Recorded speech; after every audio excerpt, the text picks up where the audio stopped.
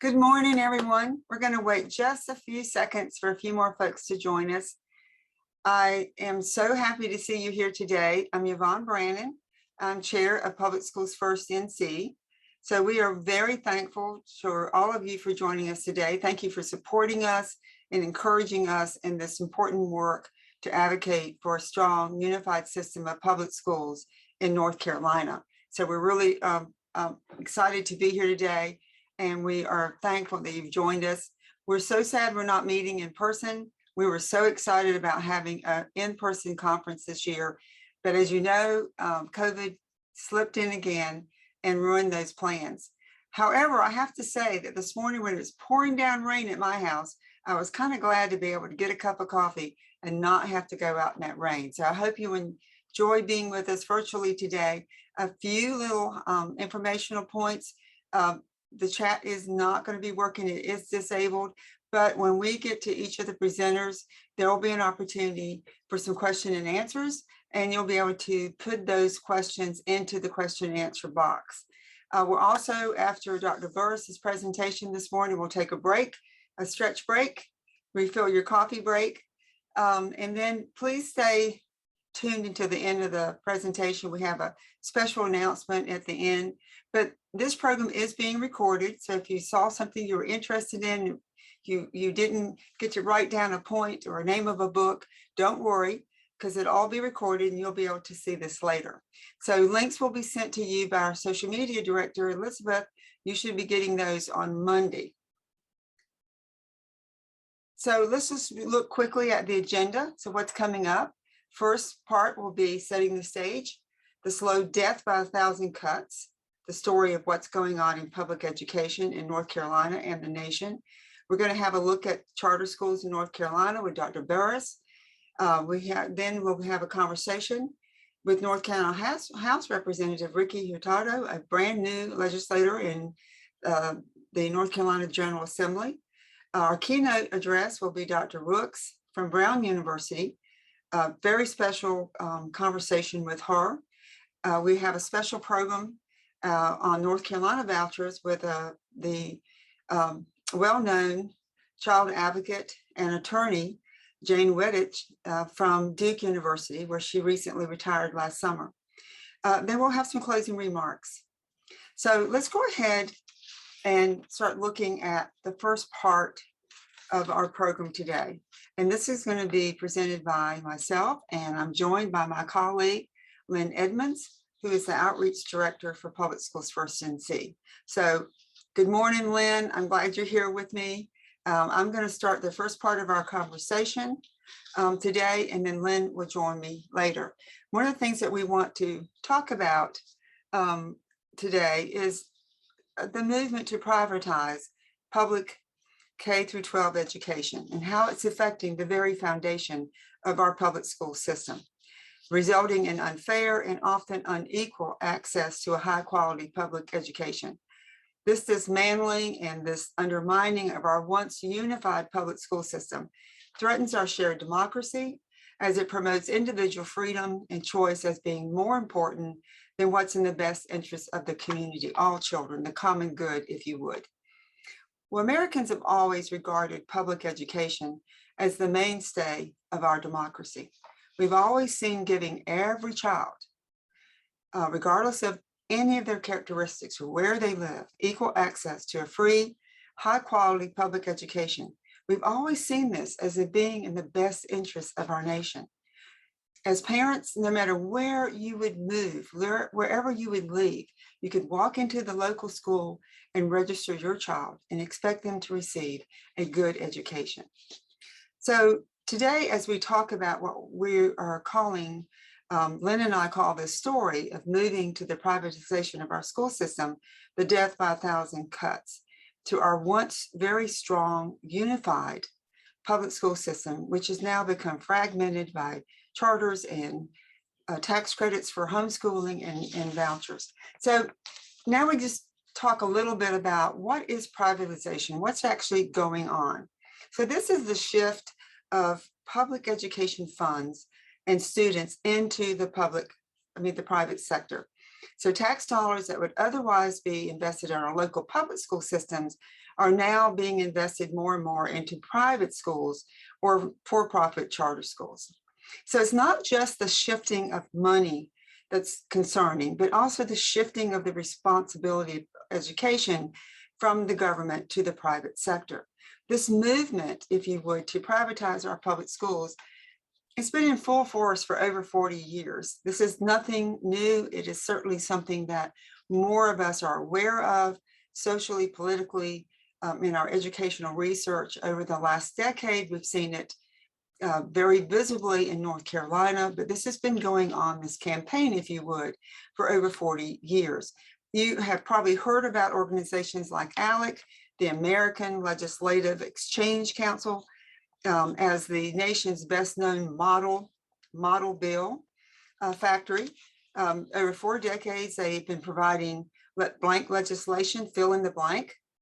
Here, the North Carolina schools will establish charter schools. There will be no cap on the charter schools, as an example. North Carolina will establish. So they literally have a cut, copy, and paste process going on to create model bills. You've probably also heard of the Cato Institution, Citizens for a Sound Economy, Freedom Partners. All of these organizations are heavily funded by the Koch brothers. And in fact, David Koch actually ran for Vice President of the United States in 1980, and his platform was privatizing our public schools. He actually ran on a campaign of putting an end to what he called government-run schools, getting the government out of public education, taking those tax dollars in and putting them into the private sector where they would be spent more efficiently, was his campaign. More parent control, which now has been termed school choice. So parent control in 1980, now they've changed their rhetoric to now it's all about school choice. While all of these things were going on since the 80s, 90s, and up to now, it has been mostly not about all of these ideals, not about the government's influence or the efficiency or the cost effectiveness. It's actually been more about money and moving our tax dollars from the common good, using them in a public setting controlled by public rules and regulations, into the private sector where they're unaccountable and have not really been controlled. So it's not, so Koch brothers, David and his brother and his foundations and their family foundation, for decades have been pushing these free market economies, putting money into the private sector, let competition for service improve these, make them more efficient, and it sounds really good. But not just the free market conservatives have been pushing the privatization of public education. Libertarians also were joined in. And of course, their goals were, they just don't want taxes at all. They want taxes very low. They don't want taxes spent on public education. And they certainly didn't want the government running it. We see today, mostly the education reformers that we are dealing with today, the last decade or so, don't really mind the government putting money into education, right? They just want the money. They want to see public education as a revenue source, but they don't want the government running the schools. So they're hiding some of their real goals with the rhetoric of choice, trying to win support of parents to accomplish their goal of having freedom choice in a competitive market dominated by private-run schools that get government monies. And we see that's what's going on in North Carolina, but this has been going on for decades in other states in our nation. So the push to privatize our schools has resulted in academic failures, a lot of corruption of how the money's being spent. It has increased racial and economic segregation. This deep, deadly, slow creep of privatization has to be stopped, or we're going to be left with public schools that only serve the have-nots, the poor families who have no resources other than using public tax dollars to government schools, right? And don't have their own funds to purchase other educational resources. Part of the fight against privatization and protecting our strong public school system in North Carolina starts with making sure that we have the information we need. So let's take a quick look at what is going on in North Carolina. So there are three main methods that are being used to destroy our public education system in North Carolina. And I'll quickly underfund, erode public trust, shift kids in funding. So the underfunding, this vicious cycle of underfunding our public schools, the effect of which is to understaff our public schools, not giving them the resources they need in people or in products like technology, books, and so forth. Coupled with high stakes testing, which we end up blaming the teachers, all of these underfunding things that have gone on and holding accountability on teachers, even when they don't have the resources they need to achieve the goals that we all desire. This has been going on for some time. The easiest and most obvious ways that conservatives, education reformers, reactionaries, whatever you want to call them, have undermined our public schools is through deep funding cuts. Even at the federal level, we have seen this been going on as far back as Ronald Reagan. Ronald Reagan pushed really hard during his tenure for vouchers. He wasn't successful, but what he did do was dramatic. He cut the public education funding in half during his tenure. Clinton allowed charters. Clinton actually established the first charter programs. George Bush set up the first voucher program in DC, which was a dismal failure. Obama significantly increased the number of charters. In fact, he demanded it during the recession. If school systems were going to get extra money, federal money they desperately needed during the recession, they had to lift their caps on their charter school programs or establish charter school programs. So the increase that happened during that tenure, and now we're living with today. And of course, we saw when Betsy DeVos was appointed as Secretary of Education by President Trump, we saw what she did to increase avenues for charters, to promote vouchers, to promote grants to charter schools, to give them unbridled access to federal funds. And so now we await the Biden administration. So far, we're not seeing any progress, but we're hopeful that there'll be something done to slow or stop the progress of transferring federal funds to unaccountable and unsuccessful charter schools and voucher programs. In North Carolina, the really deep cuts that came to public education started in 2011, and they're in full force today in 2021. So eroding the public trust, that has been another cut in this death by 1,000 cuts, because we've seen this tremendous PR campaign. I just told you about David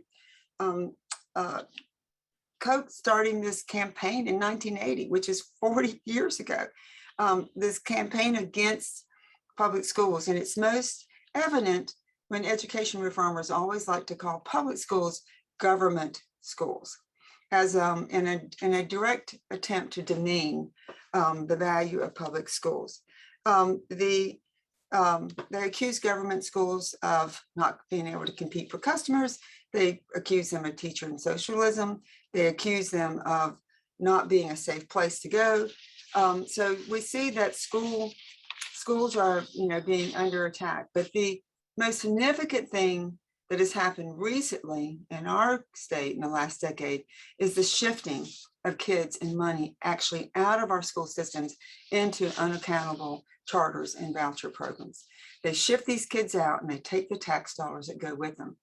So we've seen legislation across the nation to allow vouchers, to allow charters, and the little accountability that goes along with these programs has been startling to those people who follow education, and hopefully to the public who pays the tax bill. So let's take a closer look. So here's a few things. You can look at these quickly yourself. Teacher pay. We worked really hard in North Carolina, spent nearly 2 decades becoming 25th in the nation, with Governor Jim Hunt was our education governor in North Carolina. Currently, we're 33rd in the state, in the nation. Now, this was much worse during this time period of 10 years. But during the recession and the pandemic, we've seen a lot of school systems not recover. And so our ranking doesn't really reveal some of the truth about teacher pay, which is that we are still paying our teachers $9,000, $10,000, $11,000 less a year than what the national average is. Our per pupil funding, as you can see, is gone down slightly. It's been stagnant. There's been really over a decade no improvement in the money that we're spending on our students. And you can see the national average here is what, 13,597, clearly for almost $4,000 less than the national average. Over the last decade, per pupil spending has declined by 6% in North Carolina. We are actually ranked the 6th lowest in the nation, causing serious teacher pipeline issues and contributing to the overall concerns, right? We talked about that, eroding the public trust, creating concern among parents about the staffing and the resources that they'll find in public schools. The funding effort is very dismal. You can see that even a decade ago, we were only 42nd, and now we're 49th. So the funding effort is the amount a state invests in the education as a proportion of the state's economy, its GNDP. So you can see that North Carolina has never had an opportunity to brag about how it's funding education in North Carolina. So let's go to the next slide.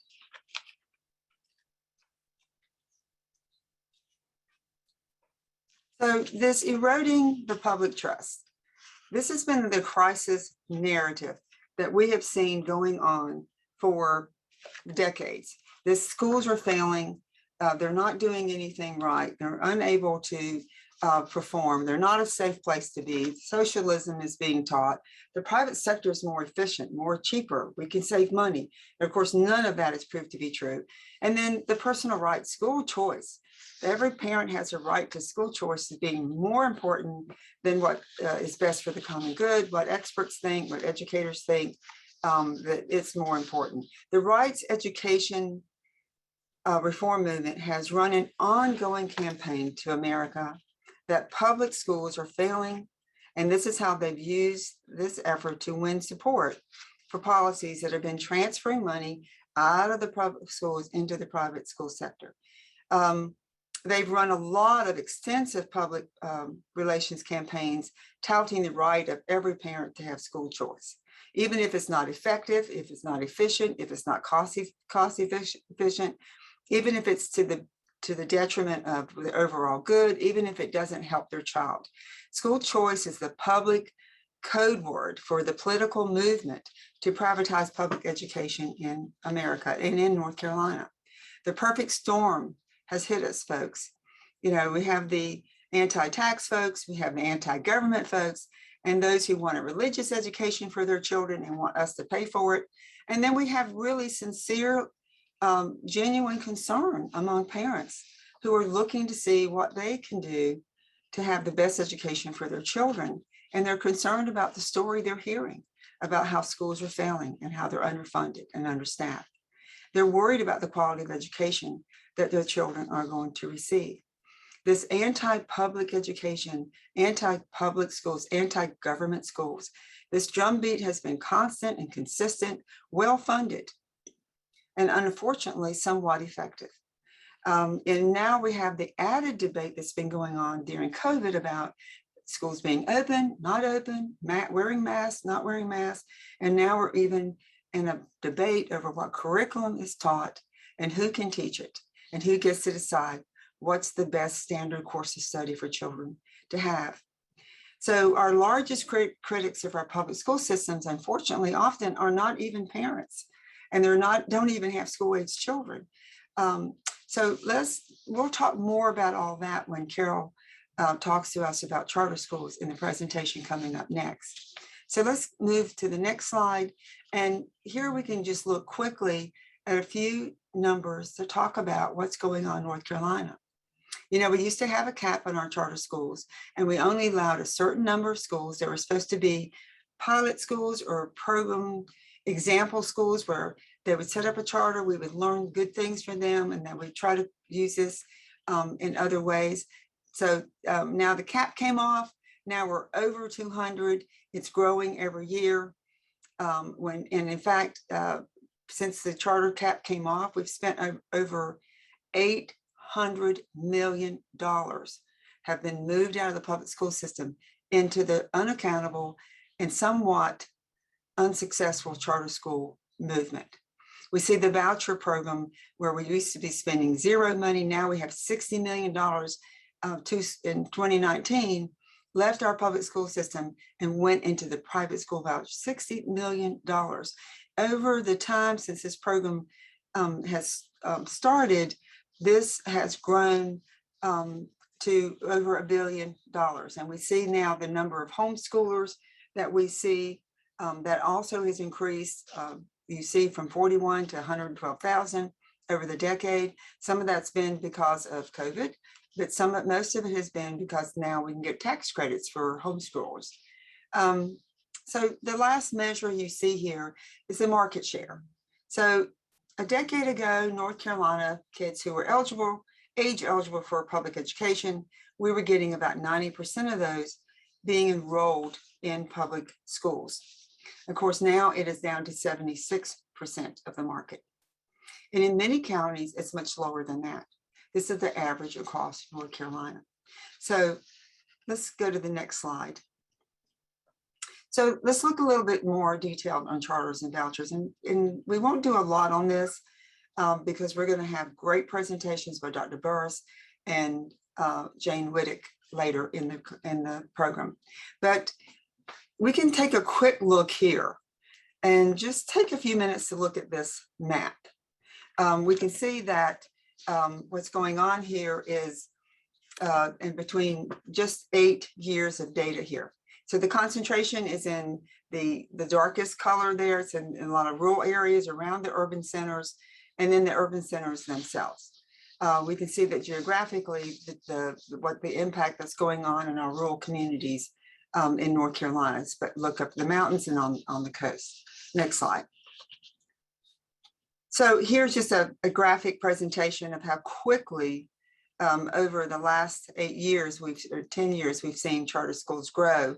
And we can see that this has been pretty devastating growth in terms of our number of charters, the amount of money, and the kids that are losing coming out of the system. The next slide actually shows that. You can see where the average daily membership, the ADM, for charter schools was very, very small number of kids. And then we saw the cap time was a little over 2.5%, and now it's over 8% and growing each year in terms of the number of kids that are coming out of the public school system and moving into the charter school system. So let's go to the next slide, Lynn. And this just shows you the money. We talked about that earlier. Over $800 million has been spent so far. And the next slide. This is looking at the money that has been spent on our voucher program. I think it's very clear here what is going on. Since the program began 7 years ago, we can see that it's grown from about $60 to about $62 million a year. And all of these children, by the way, are in mostly religious schools with no shared goal for their education. Remember, this program started promising to be a program just for low-income families to have an option out of a public school setting that was failing them, that they had to be in a failing school situation, a low-performing school, and no option out to improve the opportunities for their children. And they had to qualify by having an income of around $40,000 for a family of 4. This is how the program started. You can see now it's up to $62 million a year and growing, and the income requirements now are about $75,000 for a family of 4. And in fact, legislation is pending to increase that to $85,000 for a family of 4, which means that in North Carolina, that's about 65% of all of our families would qualify for a voucher, for a private school voucher. So let's go to the next slide. This is the growth. I think it's a chart that doesn't need any explanation, But when I look at this chart and the projected money that's going to be spent, the very end of that upward slope is 2027. And at that time, the cumulative impact of vouchers in North Carolina from 2014 to 2027 is projected to be over $160 million spent into this program. I look at this chart and think what could be done to improve public education over this past 7 or 8 years if this money had stayed in the public school system.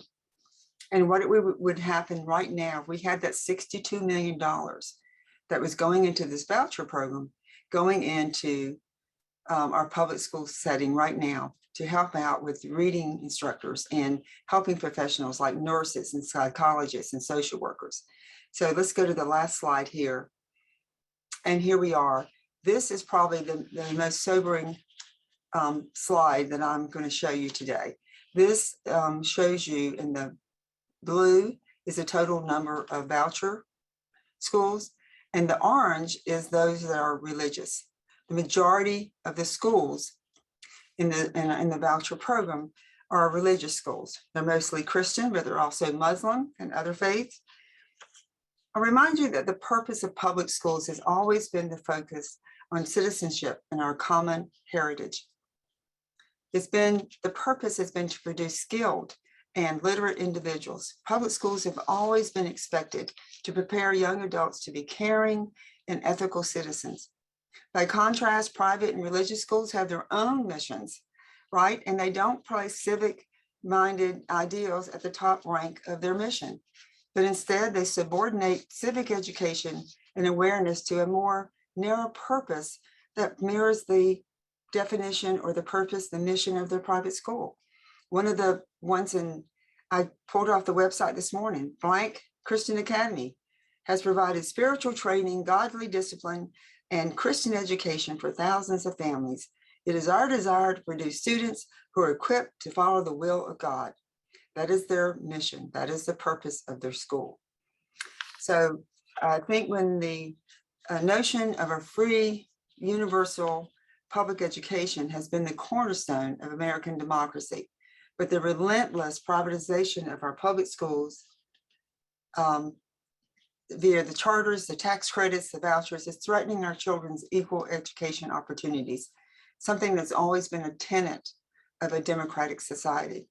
So in summary, this underfunding, this eroding the public trust, passing laws that give tax dollars to private sector are depriving our schools of much needed funding, and are certainly the deepest and the most obvious cuts that undermine and serve to dismantle our public school system.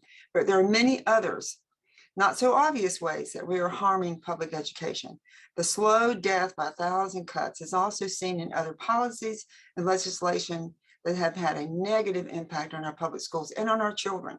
Providing a high quality public education to all our children has certainly become more difficult. So let's look a little further.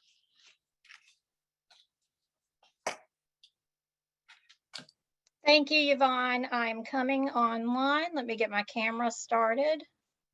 Oh, pardon me. I apologize, you all. I'm trying to get my camera going here. There we are. Thank you.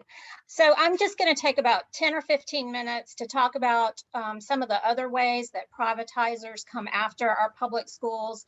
And these might be less obvious ways to the public. Oftentimes we find that the public doesn't even know that some of this legislation has occurred and don't really understand the impacts. And we're going to start with the tax on the teaching profession. Our big one, huge impact, negative impact on North Carolina was when our Teaching Fellows program was eliminated in 2011. It was completely eliminated by the General Assembly. They reintroduced the program, but it is less robust today than what we had. In 2008, 2009, we offered an average of 500 scholarships per year. And in 2019-20, we awarded 133. Our North Carolina teacher pay, as Yvonne covered, remains below the national average and has so over the last decade. It is improving, and we hope to see that trend continue in the right direction. Career status and due process rights were eliminated in 2013-15. A lot of this was a product of the 2013-15 budget, state budget. Longevity pay and master's pay was eliminated. And as of January of this year, a new teacher coming to teach in North Carolina will not receive health benefits upon retirement. And that was new legislation in recent years. And now we have the policing of curriculum and classroom materials that is really pretty severe. Oh, come on. There we go.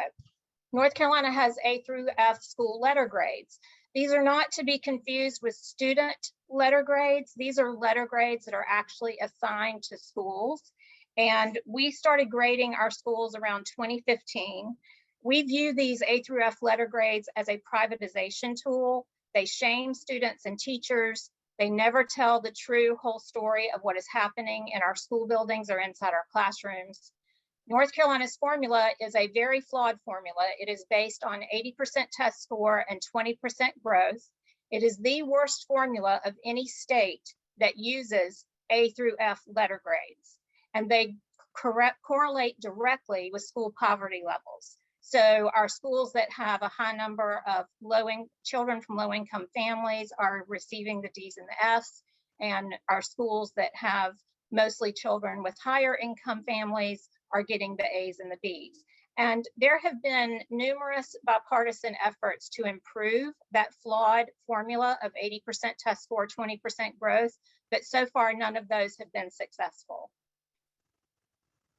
Class size chaos with some legislation in 2017, lawmakers reduced class size in grades K-3 without the necessary funding for extra classroom space or teaching positions. And school districts across North Carolina were unable to comply with the new mandates because of the lack of resources. Some schools were forced to choose between offering their art, music, and PE and to have the funds that they needed to hire the additional K-3 teachers because of these class size mandates.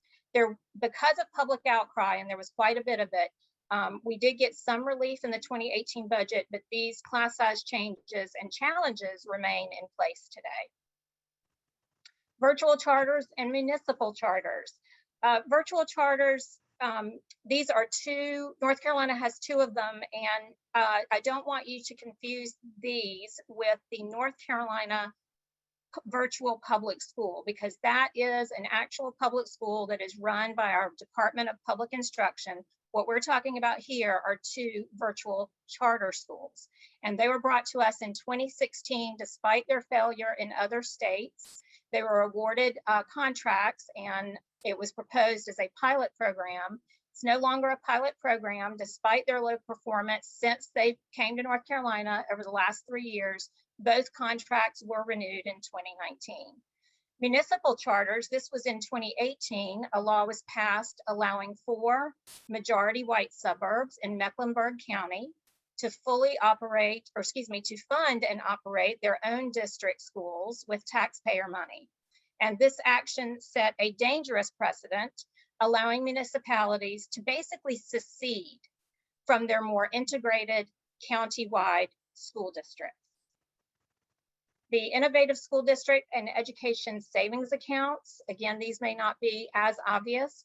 The Innovative School District, or ISD, was brought to us in 2016, and it was modeled after a failed experiment in Tennessee. And lawmakers were told that. They were given presentations about how it was not successful in Tennessee, but they adopted it anyway. The ISD was pretty controversial. They took over just one school, Ashpole Elementary in Robeson County, and handed it over to an out-of-state charter operator. In 2021, after failing to achieve any of their stated goals for improving student outcomes, state lawmakers ended the program.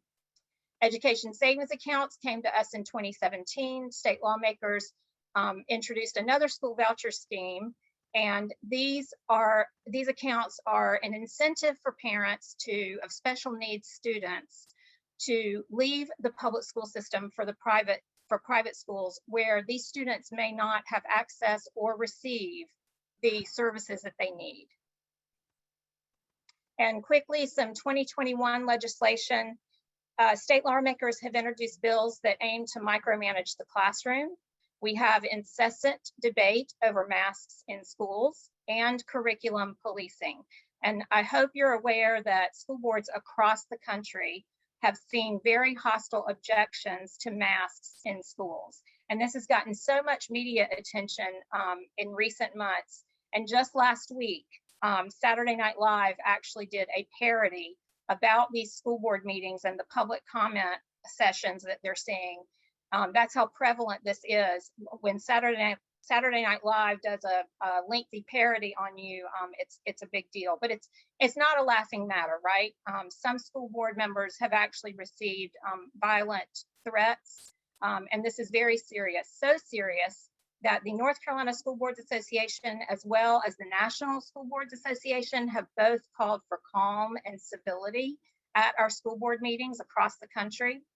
And we also see that's gotten a lot of media attention is curriculum policing and objections and hysteria over critical race theory. That's our own lieutenant governor has created a task force to police curriculum that he claims is indoctrinating students. And all of these actions on the left side of your screen further erode our teacher pipeline and contribute to our teacher shortage. Teachers don't want to teach in these conditions. They don't want to teach where their every decision is questioned or criticized or both, and where they don't feel supported or treated as professionals. Quickly, I need to tell you about our North Carolina's corporate tax rate. The reason this is a factor in 2021 is because it is not enough for North Carolina to be the lowest in the country at 2.5%. Lawmakers are seeking in this year's budget proposals, both the House and the Senate, they want to lower it even more or eliminate it altogether. And what's so disturbing about this, we were in 2013, our corporate tax rate was at 6.9%. So that's the drastic fall that we've had. And this really hurts our ability to invest in public services, invest in North Carolina, invest in the public good, including our public schools. And this is to wrap things up. There's really no excuse here. North Carolina is in very strong financial shape. We have $8.3 billion in unreserved cash balance or surplus. In addition to that, economists predict that we are going to have $6.5 billion more than expected revenues through 2023. We need to be investing these funds in North Carolina's children. And this is going to wrap up our look at the death by 1,000 cuts. Thanks for hanging in there with us. We are going to do a couple of poll questions now. So I'm going to turn things over to Elizabeth. All right, thank you, Lynn. So we have a quick little poll for you that I am going to launch right now. It's just 2 questions to wake you up this morning. Your answers are anonymous, so feel free to put in your answer. The first question, how many charter schools have closed in North Carolina since 1998? So let us know what you think there, and we'll reveal the answer in a minute. See everyone voting. The poll, if you don't see it, should pop up in the middle of your screen here. The second question, what percentage of teachers must be licensed to teach in North Carolina's charter schools? So let us know what you think. Answers are coming in. We'll wait just a few more moments so everyone can participate.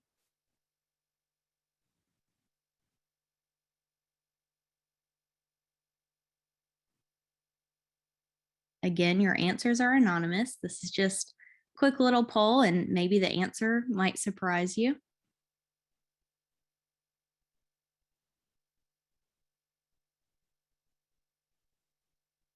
Wait just another moment to let everyone who wants to participate let you vote.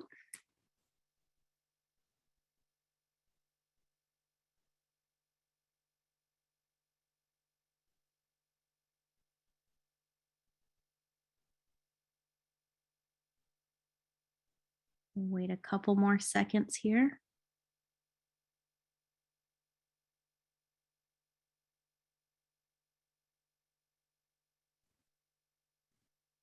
All right, I am going to end the poll so you can see how everyone voted here. And here are the results. So for that first question, how many charter schools have closed in North Carolina since 1998? We have a bit of a split guess here between 8 and 76. That is a tie there. The answer is actually 76 charter schools have closed in North Carolina since 1998. So that one might be a surprise for those of you who are torn between 8 and 76. And that second question, what percentage of teachers must be licensed to teach in North Carolina's charter schools? And pretty close here. But the answer is 50%. So 50% of teachers must be licensed to teach in North Carolina's charter schools.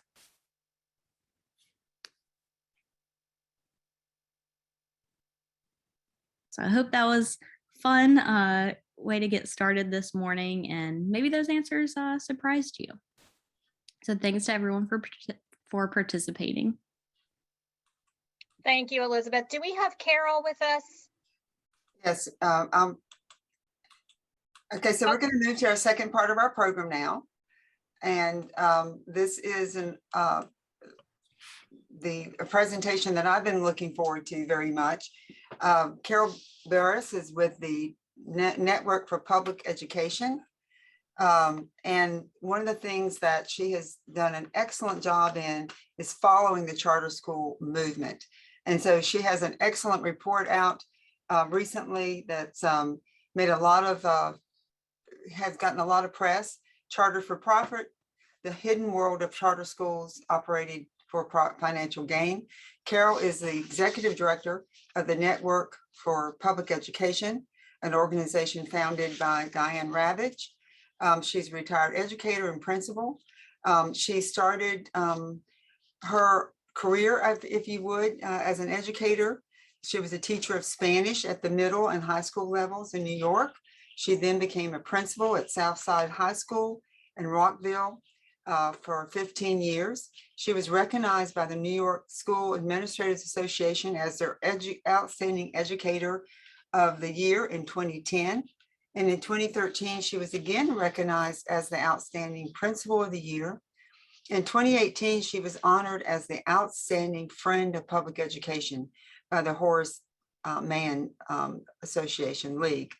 Carol has co-authored 2 books on educational equity, and her third book on the same track, How Schools Can Join the 21st Century Struggle Against Resegregation, is available now through the Beacon Press. I recommend this book highly.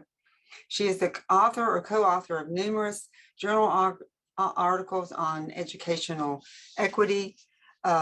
She has served as an expert witness about school desegregation for the U.S. Department of Justice, and she's a frequent guest blogger for Answer Sheet that is produced by the Washington Post.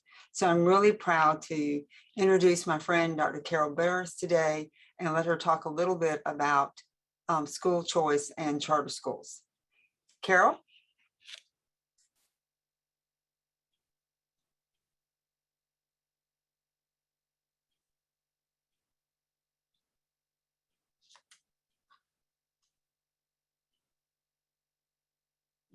Okay, so we're having some connectivity. Here we go. You got me? Yes, yay. Hey, Carol, as always, you're just in time. That's perfect. So Carol, thank you for joining us. You didn't hear our great presentation about you, but we are so thrilled and proud to have someone as dedicated and passionate about public education and the advocacy work that it takes and the time and the heart. And so Carol, thank you so much for being with us. And I'm going to go off camera and let you get started. Thank you. Thank you so much, Yvonne. And thank you for that nice introduction. I did hear it. I was just on mute. So today I'm depressed to talk about school choice because the landscape of it is worse than ever before. But at the same time, I'm grateful to be here to talk to everyone in North Carolina, because you are certainly one of the hotbeds of the school choice movement. Could you advance to the next slide, please? Right. So, you know, everybody hears all of the rhetoric all the time, right? About voting with your feet and don't let a zip code determine a child's life, or all of the things that the school choice movement says. And they try to pretend that the movement is about equity. But we've been studying that movement at the Network for Public Education for quite a while. And I can tell you clearly that based on our observation and evidence, school choice has never served as an effective policy lever to address inequitable opportunities in schooling. In fact, it tends to make things worse. And that I also believe that providing better schools for disadvantaged students has never been the objective of those who are promoting school choice. And I'm going to provide some of the evidence of both of those contentions as I speak with you today. Let's just talk about that whole lever first, about the idea of choice as being an effective policy lever to address inequity. As you heard in my biography, I won some awards, and that's not as important as what I won them for. What I did was I engaged in a reform in the high school that I led, which was an integrated high school on Long Island, in trying to make it a more equitable school. What I had observed in a teacher working in a different district in an integrated school was that the system of tracking was producing great inequities. I was able to walk down the hall of the school and I could tell you what the track level was by looking at the color of the skin of the children that were in the class. And it made me very angry because I knew that the best opportunities for learning were not going to all children. And so I moved over to Rockville Center that had recognized the problem and was really trying to engage in that reform. But what they did was they narrowed everything to two tracks, great, good progress, eliminated the low track, good progress, and then let choice be the mechanism to make the rest happen. Well, guess what? Nothing got better. We still saw overrepresentation of Black, Latino, poor, special education students in the lower track. And what happened was the higher track became the white flight place that the white and more affluent children in the district went. And we shook our heads. We go, this is horrible. This isn't what we wanted at all. So what we did eventually was we got rid of tracks and we put all of the kids in the same track with a rigorous curriculum, but also providing a lot of support for struggling learners. And that was what finally worked. And, you know, when you think about it, you go, well, gee whiz, if you give everybody choice, shouldn't that make everything right and fair and equitable and integrated? Well, the truth of the matter is it doesn't, for some very complicated reasons that we don't necessarily have the time to discuss. But there's a lot of literature that shows the same thing in districts that decide to detract by choice. The same outcomes happen. Now let's move to a little bit bigger scale. We're going to talk about public school choice in New York City public schools.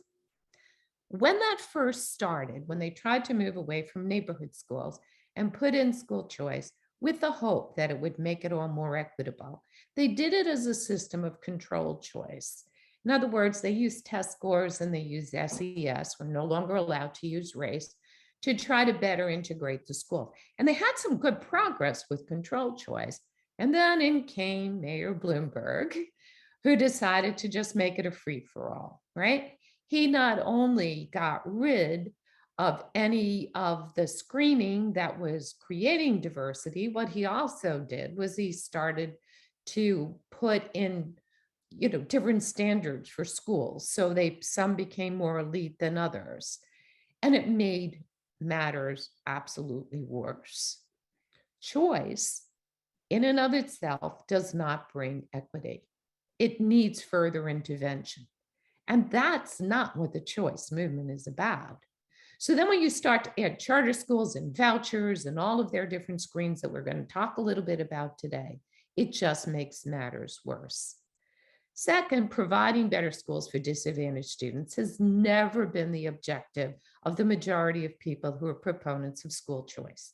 That does not mean that some charter schools, for example, don't really care about equity, and people that are running them are trying to do a good job.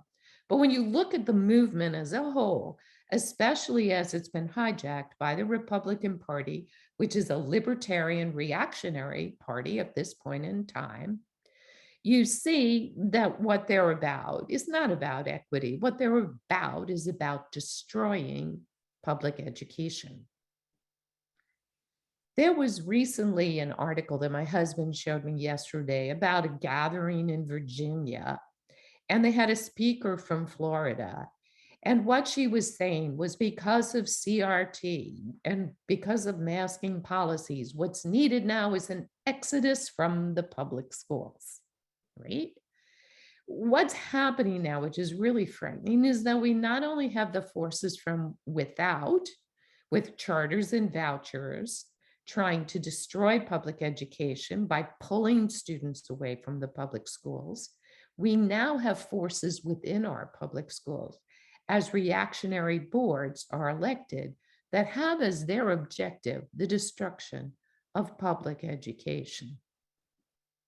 And when you think about the narrative of all of this, if we can move to the next slide, I like to think of it like this. This cartoon that I kind of tweaked a little bit, I think tells the story well, right? This is what the privatizers' narrative is, right? They say public schools are a sinking ship. They are being destroyed. They are destroying children. And that what we need to do is we need to throw out as many life rafts as possible. Some of those life rafts are charter schools, vouchers, virtual schools, and I would add homeschools, which are growing in popularity, to the mix. And the idea is that somehow, if we provide all of these alternatives and kids leave that sinking ship, well, the ship will right itself. The tide will lift all boats. The really terrible little charter schools and voucher schools will close, right, through this competitive model, as well as the public schools will close, and suddenly the whole system will get better. Well, the problem with that is that this has been an experiment that's been going on for 25 years at an accelerated rate, and none of that has happened. But still, that myth and that narrative persists. Now, what I'm going to focus on today is Yvonne asked me to focus on just one aspect of this, which is the charter school movement. But you can probably take everything that I say about charter schools and think about it as applying to vouchers at probably even a worse rate and in a worse state of affairs. If we can move to the next slide, please. Thanks. This is the landscape of charter schools at this moment. There are 7,500 charter schools and charter campuses in the United States. And the reason I use the phrase charter campuses, because in many states, what happens is the CMO, the Charter Management Organization, gets the charter, And then they are allowed to open campuses, which are really individual schools all over the state. This has become a huge problem in the state of Texas, where you have Governor Abbott and his administration actively attempting to destroy the public education system using this charter campus model. Story that was just recently in the Texas Monthly, very important for you to hear. There's a district in Texas called Cleveland. It's experiencing huge growth. It's experiencing that growth because it's an exurb of Houston, and Houston itself is expanding. So the superintendent of the district went to Austin, pleading the case for more school buildings. He's at capacity. Everything is overflowing. What do instead? They send in a charter chain. They send a charter chain into the district to be the place where all of those kids would go and to compete with the public schools that are there, draining funds. And this particular charter school also offers a trilingual program. The public school district offers a bilingual program in Spanish and in English, because the majority of the students in the district are Spanish speakers.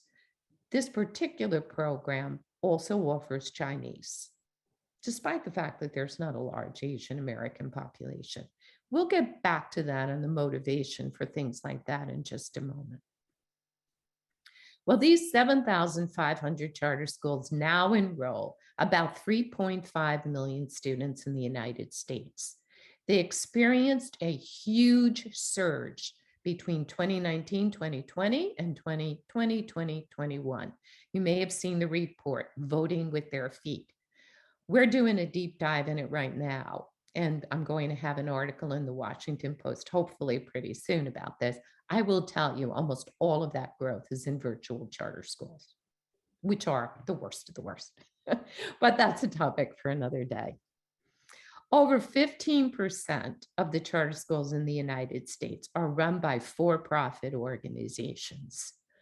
Whether for-profit or nonprofit organizations run them, increasing numbers of these schools are run by chains.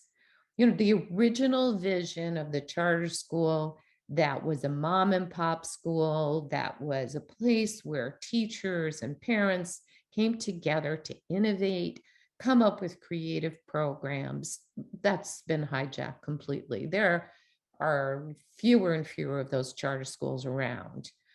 More and more charter schools are being run by big chains, whether they be nonprofit or for-profit, with the nonprofits also taking an awful lot of money out of, not only out of the system, but putting it into the pockets of the people who run them. You always find in the charter schools run by chains, high administrative costs, much higher amounts of funding going to administrative costs than you find in either traditional charter schools, your brick and mortar charter schools, or your district public school systems. And what really bothers me an awful lot is this growth has been aided and abetted by the federal charter schools program. Next slide, please. We started looking into that program a couple of years ago, and we were absolutely appalled by what we found. This is the program that began back in about 1994, and it was a very, very small program that gave grants to the states to open up charter schools, gave them a small amount of money, each of the schools. The schools had to be authorized before they gave the money. And what's happened, I think, very quietly over the years, the charter lobby, led by the National Alliance for Public Charter Schools, has lobbied to get the program expanded so that now it's not just one program anymore, it's several programs, including programs that give money to the National Alliance for Public Charter Schools. And we started tracking the waste, and what we found was just so incredibly discouraging. we took a look at all of the charter schools that got grants from a database that they had up to 2017. And what we found that nearly $1 billion has been wasted on charter schools that never opened or that opened up and closed.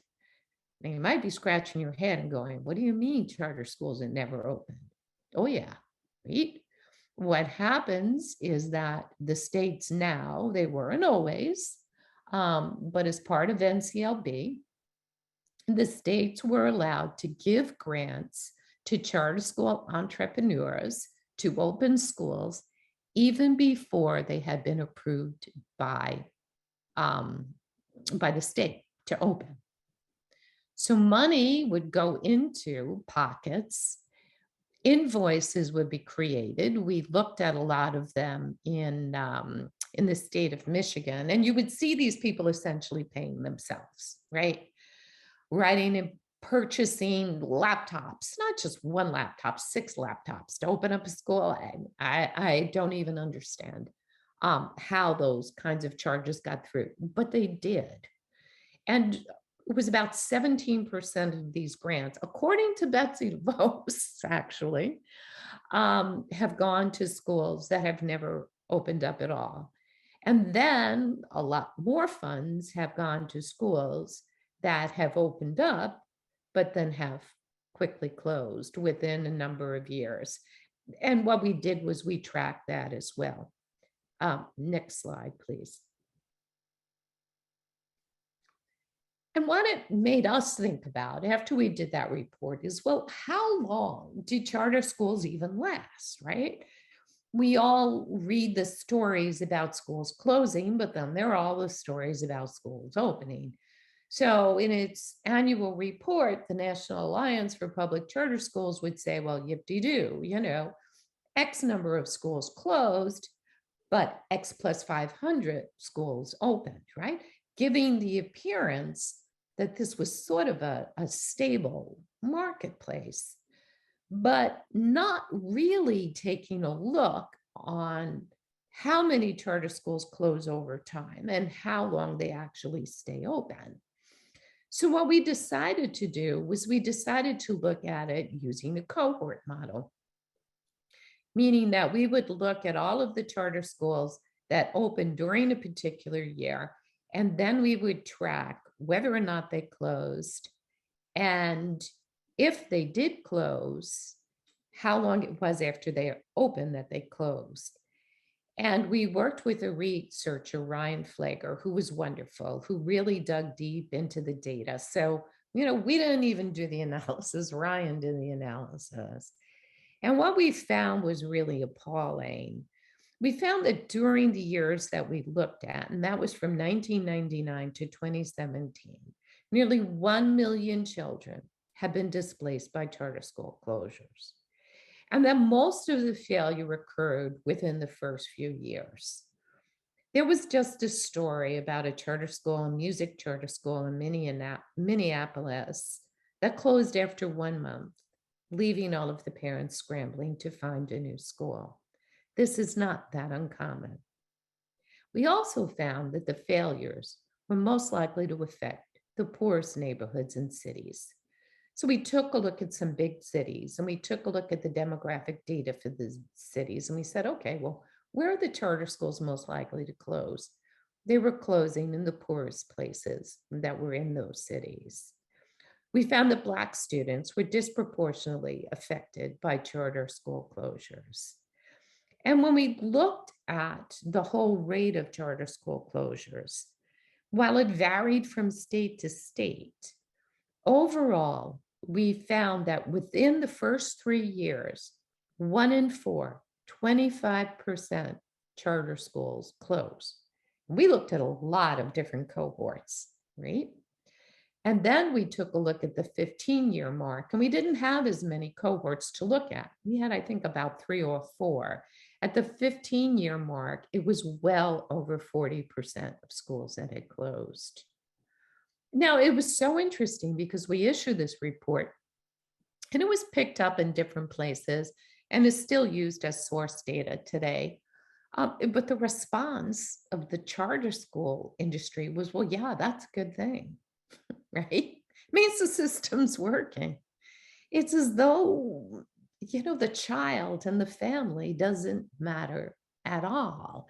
It's the model that matters. It's the competitive that matters. And a lot of these charter closures are often caused by another charter school popping up down the road, competing with the charter school that's already there and established. Depressing. Let's move on. Next slide, please. Now, part of the reason that charter schools close is because of scandals, right? Somebody takes off with the money. I mean, there was a huge scandal in California with the A3 charter chain, which they've now found is that probably expanded to other states as well. But a lot of nefarious people come in and they do such, some pretty unscrupulous things. They find ways, for example, to funnel funds to their funnel funds to their related corporations. Sometimes they outright steal money. They use credit cards from the school for private purchases like vacations. And we started seeing all of these stories. And so we decided to track them on our website. And if you notice, I put the URLs down at the bottom, and I really hope you'll visit some of these places and take a good look at our work. And it was called Another Day, Another Charter School Scandal. And we've been tracking now for about 2 years. When we first started, even though we called it Another Day, Another Charter School Scandal, I thought, well, maybe we'll have about 5 or 10 pieces to put up there every month. We pretty much have one every day, sometimes more than one a day, even in the midst of the pandemic where everything was like so incredibly quiet, these scandals were still popping up. And it's a good way for you to kind of, go through and keep track. We're hoping to put in at some point a sort engine so that we can sort by state or sort by type of scandals. But it's a real eye opener when you read through some of these stories, and they're from big news organizations as well as small news organizations. So you really start to see the landscape of the problem. And I'd like to kind of draw your attention to that first story that you see on the left, the September 30th story, why charter schools are not as public as they claim to be. And let's talk a little bit about that. If we could move to the next slide, please. Great. So what charter school people love to argue is to say, we are public schools. We let anyone in. Even though I will tell you, you have at least one charter school in North Carolina that has testing requirements. But that's kind of, what they claim. And that we have better test results, though they don't, with the exception of some small selected studies. And frankly, if you match the performance of poor kids in our schools and compare them to district schools, you're going to see that we are so much better. At the same time, we hear the community that is skeptical about charter schools often talk about charter school screening, right? And charter school creaming, which was always denied, right? Well, there's been some work and some studies that have been done recently that show that there are a variety of means by which charter schools actually screen kids out and select their student body so that their students are higher performing and also have fewer needs. If we could move to the next slide. Right. Wonderful book. It just came out. I really hope that you buy it. And it's called School Choice: How Charter Schools Control Access and Shape of Enrollment. It was put out by two wonderful researchers at the University of Colorado, Wagner Momandi and Kevin Wellner. And I will tell you, but I know both Kevin and Wagner, and sometimes I debate them because they tend to be a lot more positive about charter schools than I tend to be, and a little bit less cynical. But nevertheless, they argue in this book, and they provide compelling evidence that there are deliberate choices that charter schools make that result in a student body that is not necessarily reflective of the district schools. And what they do is they identify essentially 13 factors, which you see listed in the infographic on the side. Some of them are things that the charter school does before students actually enroll. Description and design. Which niche are they appealing to? Think back about what I said about it's called the International Leadership Academy of Texas, which is the chain that is moving into the Cleveland School District. It offers 3 languages: English, Spanish, and Chinese in a trilingual program. Now, who is going to be attracted to programs in Chinese, right? I mean, I think we know. They're trying to get more affluent parents who maybe have aspirations of their children working in international business. So by design of the program, they are seeking to attract kids who are lower needs, probably whiter student body and probably more affluent, right? And we see that a lot in a lot of the charter schools. We see programs that are heavily emphasize STEM. And if you look at the demographics of some of them in your own state, you'll see that there is a big difference in the demographics of the kids who attend those charter schools and the kids who attend district schools. There were schools, for example, like Basis in Arizona. Basis is a school that it's all about academic rigor. So it requires its students to take AP courses and AP tests beginning in middle school. And this continues through middle school all the way through high school. And then they add the draconian feature of retaining kids who don't pass the AP tests, right? So you can start to see what happens over time and who that appeals to. In the state of Arizona, 3% of the students are Asian American. In Basis charter schools, the percentage of Asian American students is 33%. There are no more than a handful of Black students in Basis schools. Students who are Latino, the rate is about a half. And there's a large overrepresentation of white students in Basis schools. So by designing some of these programs, what the charter schools are doing under the guise of innovation is actually culling a student body that is very, very different than the rest of the students in the district. They talk about where the school is located, about site, and about transportation. And you'll see that, for example, how do the kids get to the charter school? Well, some of them offer transportation. And in some states, for example, in the state of Pennsylvania, the district is required to pay for transportation. However, in some states, that's not the case. It's not the case in North Carolina. So rather than using funds to provide transportation to bring poorer kids to the school, what they do instead is they don't offer transportation at all, or they have what they call cluster bus stops that require parents to drive many miles, especially in more rural communities, to even get the children to the bus stop.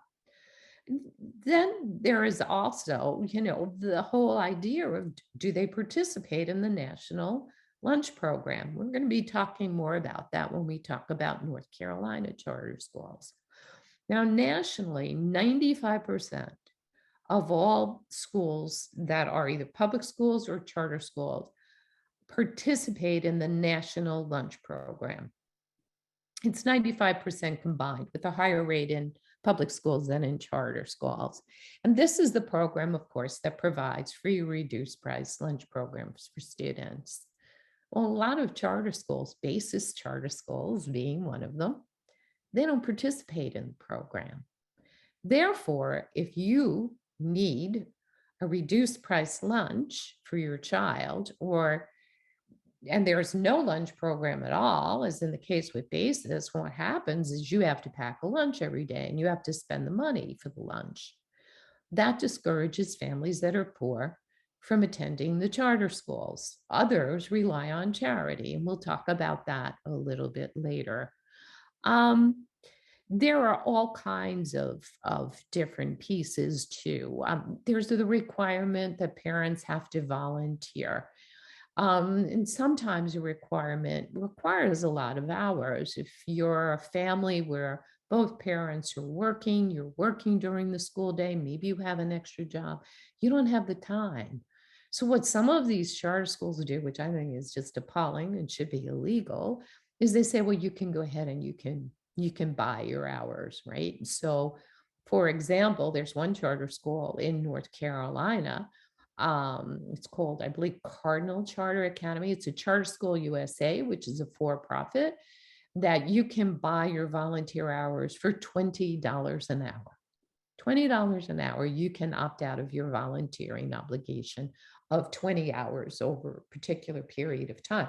I mean, the minimum wage in North Carolina is $20 an hour. I wish it were. So where they come up with that, I don't know, but certainly that's going to be a discourager for parents who don't have a lot of income. There are subtle ways that we know that kids are being pushed out of the charter schools once they start. Some of it is through the use of grade retention. Grade retention is heavily used by a lot of the charter school chains, including the IDEA charter school chain, Success Academy charter school in New York City, as well as schools like Basis, and some of the other more rigorous charter school chains. And everybody knows that, grade retention is horrifying for kids. I mean, if it's one of the things, it's the second greatest fear after public speaking that little children have. No one wants to be left back. And the charter schools use it, and what it does is it works to their advantage in that kids leave the school who are not being academically successful. Or what happens is they're put back into the pool so that when the tests come around again, and the test scores, of course, are their measure of performance and what they always tout. Well, now, sort of like the Florida retention policy, if you give a child an extra year, their reading is going to improve, especially in the early years. So it's a way to pump up their results. Then certainly the discipline and punishment of many of the charter schools is a huge factor. Success Academy uses it, where they suspend kids for just minor infractions. The earrings are too long. They're not wearing the right color shoes. They talk online. They engage in normal student behaviors, and the mother is called up or the dad is called up time and time again. Now they're leaving work. If they're being paid by the hour, it's not an easy thing to do. They're losing income and told to pick up their kid and bring them home. And it's, again, a way of pushing kids out. And it's interesting too in many of the cases, because one of the scandals that was uncovered with Success Academy was that one of the principals' got to go list was revealed. In other words, his principal had a list of kids that were, maybe they were disruptive, or maybe their test scores were poor, but they were kids that he had targeted as being on the got to go list. Now, you can't say, call a parent in and say, hey, look, you've got to get your child out of here. But there are ways that you can counsel kids out. And certainly you can use discipline as a way to convince a parent that their child is not a good fit for the school. Next slide, please.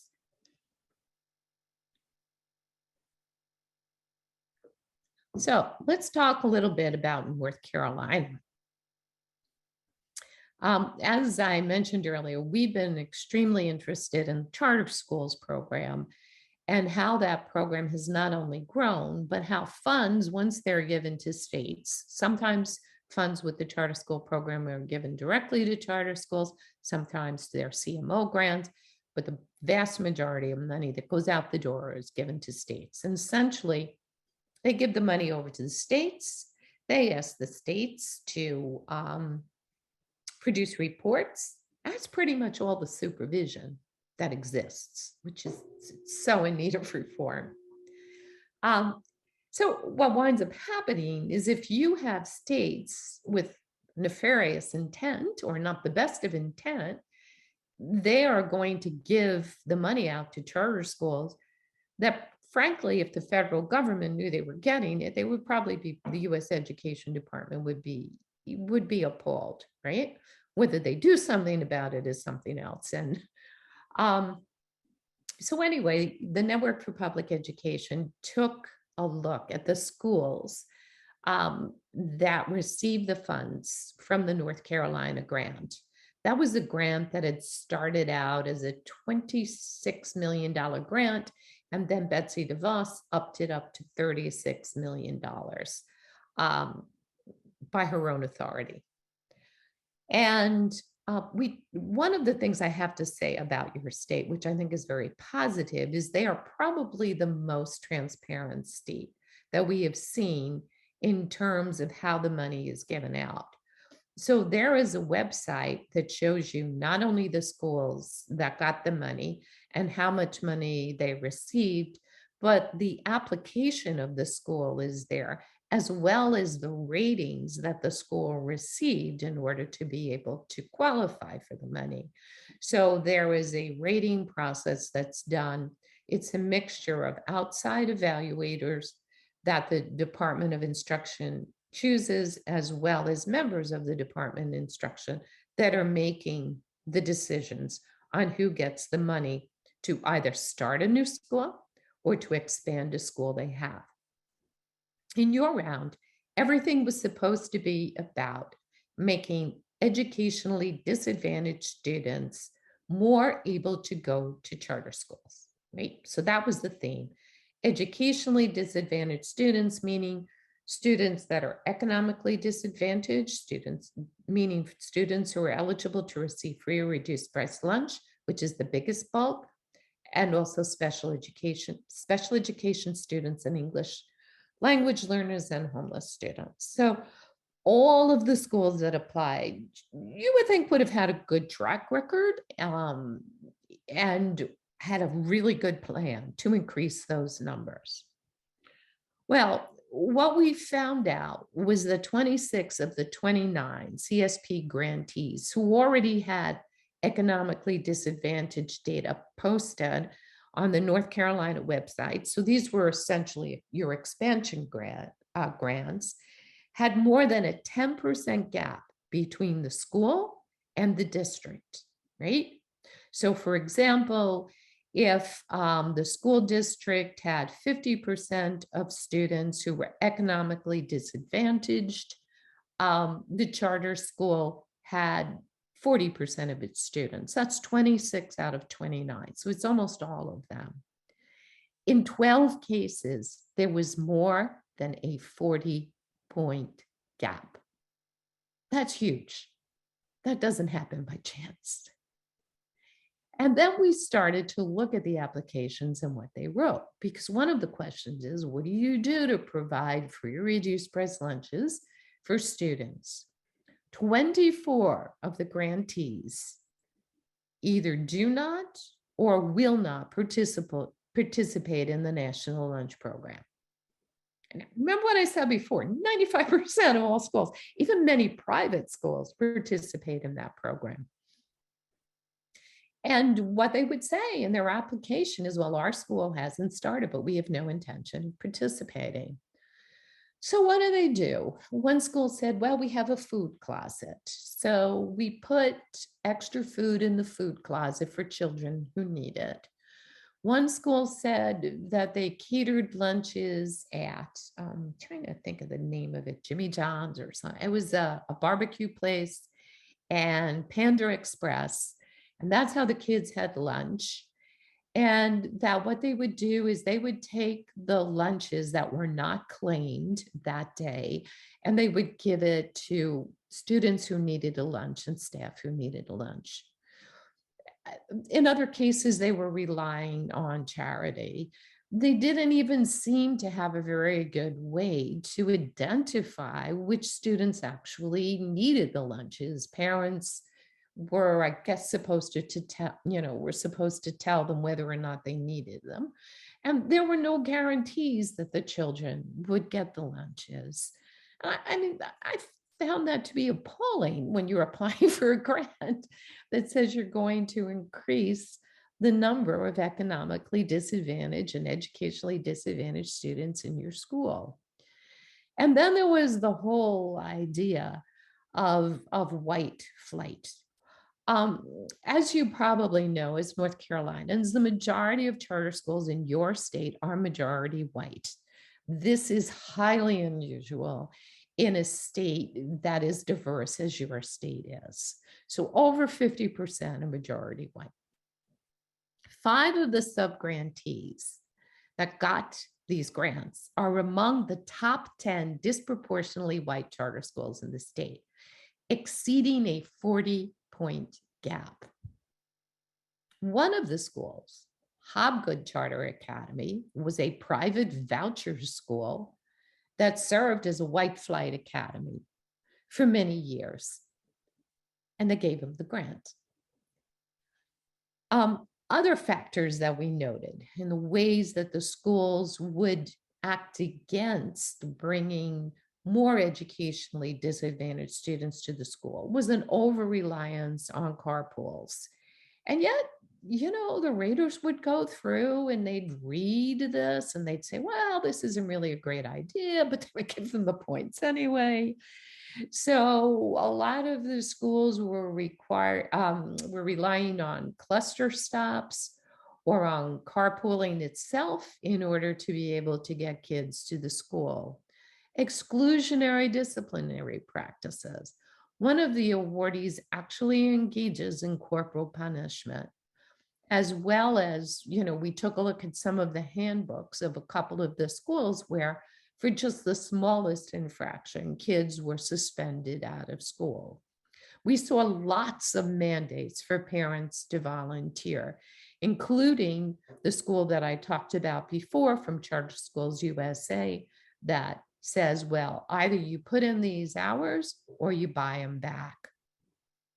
Even though they were all talking about wanting to increase their number of students whose first language was not English, there was an appalling lack of information in Spanish on not all, but nearly all of the grantees' websites. So, and then in 2 cases, which was really amazing, and we put in a complaint with the Office of the Inspector General, there was a minimum amount of points that the schools were supposed to get in order to get the grants. And in 2 cases, they fudged the points. I mean, we went through the raters' documents. We saw the number of points that they were given, and then they upped the number of points in the cover sheet. Next slide.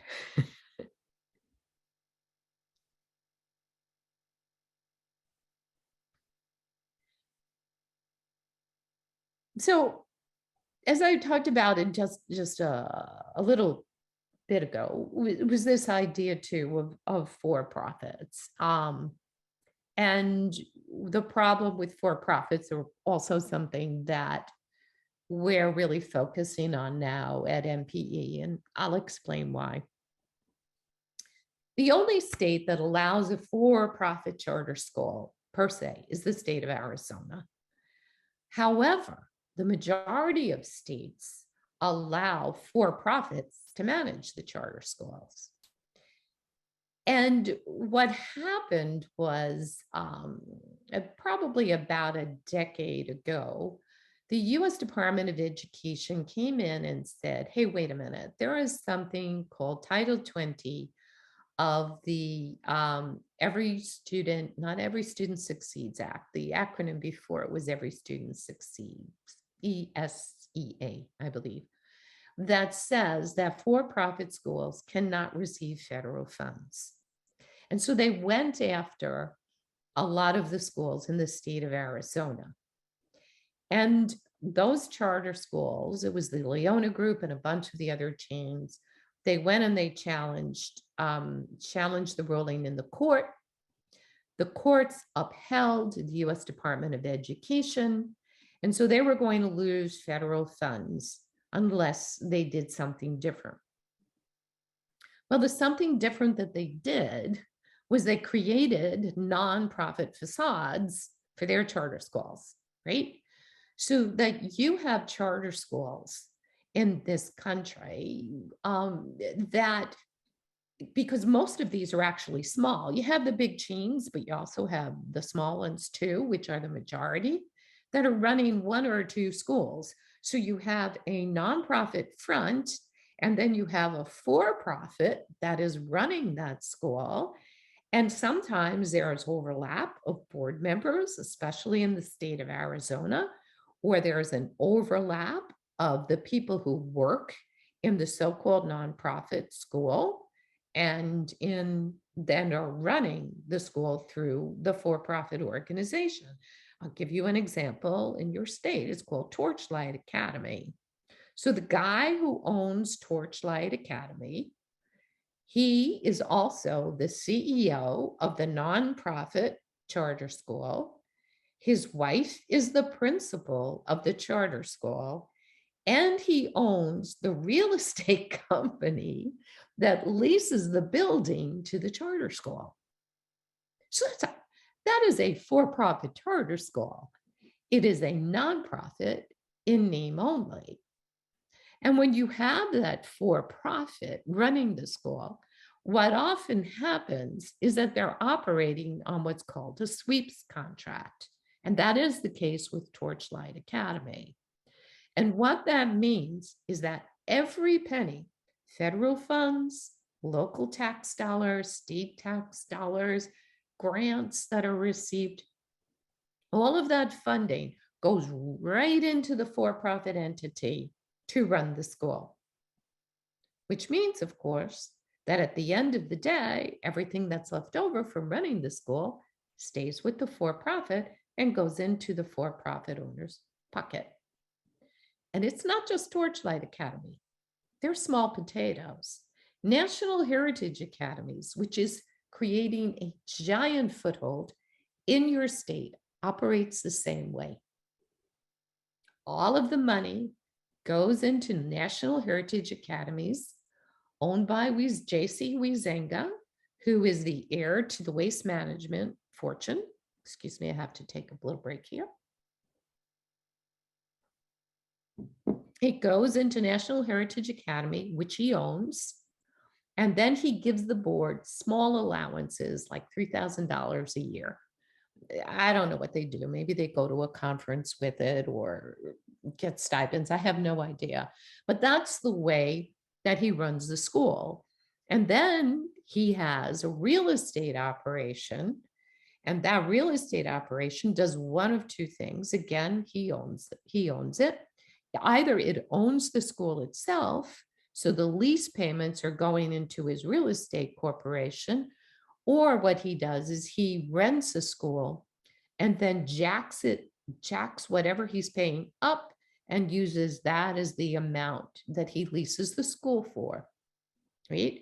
So there was a huge scandal in Brooklyn Charter School that is run by National Heritage Academy, where the Daily News and the New York Post found out that National Heritage, his real estate arm, was renting the building from the Diocese of New York State for about $800,000, and then renting it back to the charter school for, it was about, I think it was $1.5 million, right? So that's another way that they make money. Like Charter Schools USA, that's primarily what they do in order to make money. They don't operate on sweeps contracts. However, because they're the management company, what they do is they steer all the business to their related corporations. If you read our report on the for-profits, you'll see it. I mean, it's disgusting. You'll have one address that'll have 15, 20, 30 different organizations there, all of them supplying different services to the school.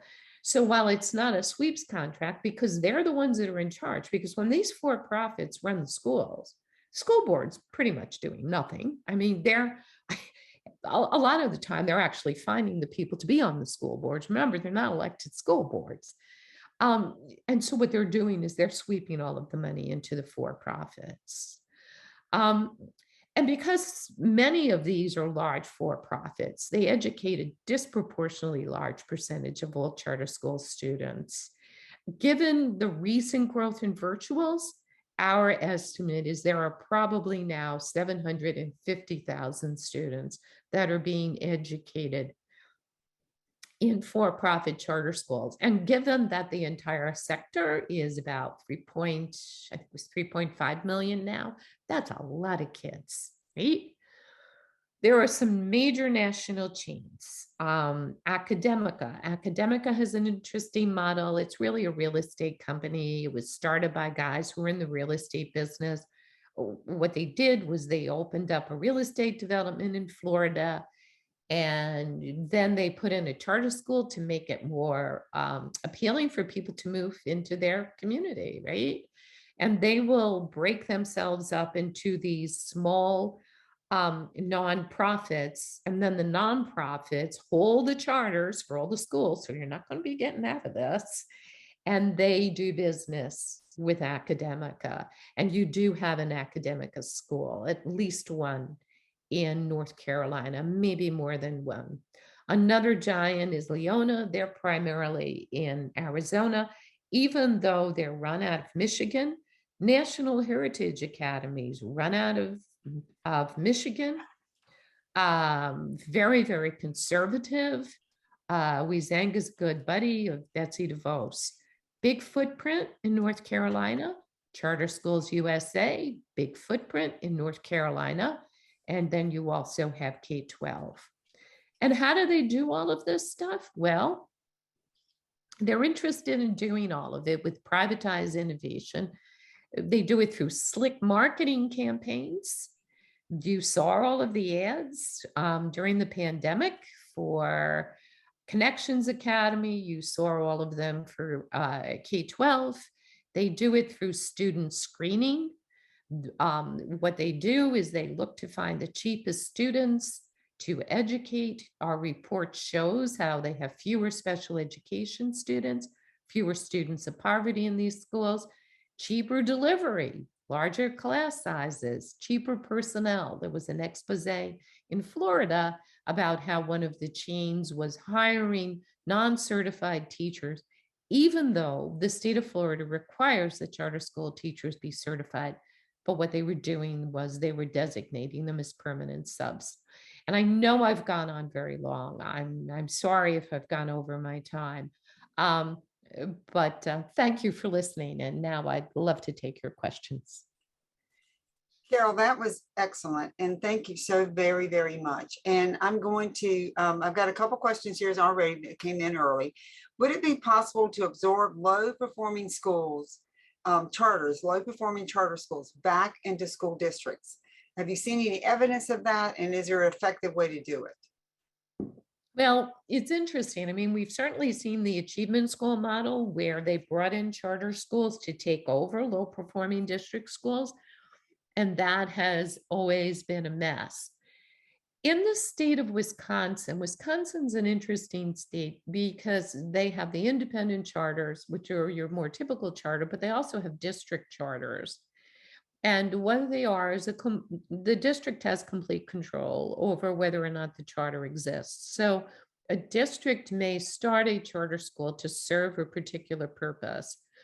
But very often, if that charter school fails or if it's struggling, it does go back into the district and become a district school. So yes, it's possible, but I think it's only really possible if you're giving a lot of control to the district to begin with.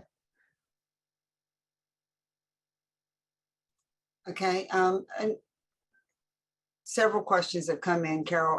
You can imagine, how do we push back? Have you seen any successful states that have pushed back? What is the most effective ways to push back against this growing privatization movement? Well, I think probably the thing that we're working on now, and we'd love to have your help, is in pushing back on the federal charter school program grants. This is the place where these schools are starting. They're getting the startup funds to get going.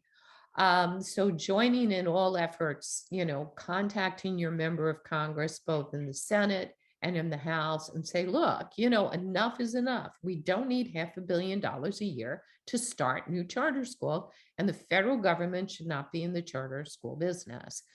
The other way is to lobby for changes in law. I mean, you're really up against it in places like North Carolina and in places like Texas, where you have these really, really red legislatures, because they want to destroy your public school system. I mean, call them government schools. This is part of the plan.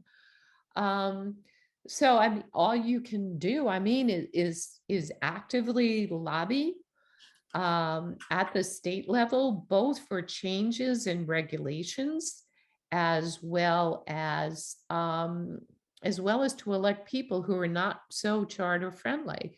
The other thing, and I meant to bring it up before, and it's so important, the House, when it passed the proposed budget for 2022, it put in an incredible clause. It's called Section 314. What this would do is this would close the loophole regarding charters that are run by for-profit. And it would say that if you are run by a for-profit, you cannot receive federal funds. Now, it passed through the House, but what we have to make sure is that it continues. That means convincing the Senate that this is a good thing, and also making sure that the House doesn't trade it away. And it's especially important for you to know in North Carolina, because I am telling you, you are having a growing for-profit sector. These grifters, they love nothing better than sunny places for shady people. And they flock to states like North Carolina and Florida, where you have very, very weak charter school laws. So you're seeing a big move. There's a for-profit chain out of Florida called Charter One that is now starting to manage a lot of your charter schools, both existing charter schools as well as new ones they've started. So working to make sure that 314 stays, doing your own local lobbying, doing parent education. Here's an effective piece for any school board members who are on. One of the things that a wonderful superintendent in Bethlehem, Pennsylvania does every year is he shows the people in the district how much of their tax dollars are going out the door because of charter schools. What he does is he figures out what it would cost if all of the kids came back from charter schools and went back into the district schools. And then he juxtaposes that with the amount of money that he loses to charter schools every year. And he shows all of the savings that would be accrued if there were not charter schools and the kids were in the district schools. I think that even conservative parents Nobody wants to see their tax dollars wasted, right? So it can become a financial argument to stop charter school growth. So Carol, one thing that frustrates a lot of folks about this issue is that the people who defend charter schools, how do we talk concisely to people who defend charter schools, especially if they think they're helping low income or children of color. And they often actually use New York as an example where charters do serve a lot of children of color or low income. And so, we struggle with a concise way to get people to understand. And we have two audiences. One is the taxpayers, the public who don't have children in the school system. But equally frustrating is talking to parents who see charters as the only way to alleviate concerns they have with the public school system. So how do we do this concisely? What is the best way we can do it? You're an expert at talking to parents from being a teacher and a principal and in your new role. Any advice for us? I think there are two arguments that I would make to those parents. One, I would show them the facts about your charter schools. If they're making the argument that this is helping kids based on equity, there's plenty of data to show that what they're actually doing is they're making your schools more segregated. And that's a problem on several levels, right? One, you have funding levels that are going down. That means that your public schools can't afford some programs anymore, right? So what happens when you have to cut services? What goes first? The arts, STEM. Let's say, for example, a charter school for musically talented students pops up in the middle of a district. What's going to happen? All of the kids with musical talents are going to flock to what they see as a specialty school. How are you going to be able to offer a good musical program for the kids that are left behind? As few as they probably will be. Same thing with charter schools with STEM, right? So you not only have white flight to the charter schools, in North Carolina, you have a lot of bright flight to the charter schools. In terms of equity, the statistics are what they are. It's not having a big impact in terms of equity. It's having just the opposite. They cite New York, but I would say, well, yeah, they are predominantly students of color because almost all of them are in New York City, which is a district which is predominantly students of color. However, the student body that goes to these charter schools are very carefully culled by the practices because most of them are no excuses charter schools. So, I think that those are the best arguments I can think of. The taxpayer argument, I think, is really the best argument I've heard, is to figure out how much money would be saved if the kids came back to the district schools. And very good. That's going to affect people's property taxes.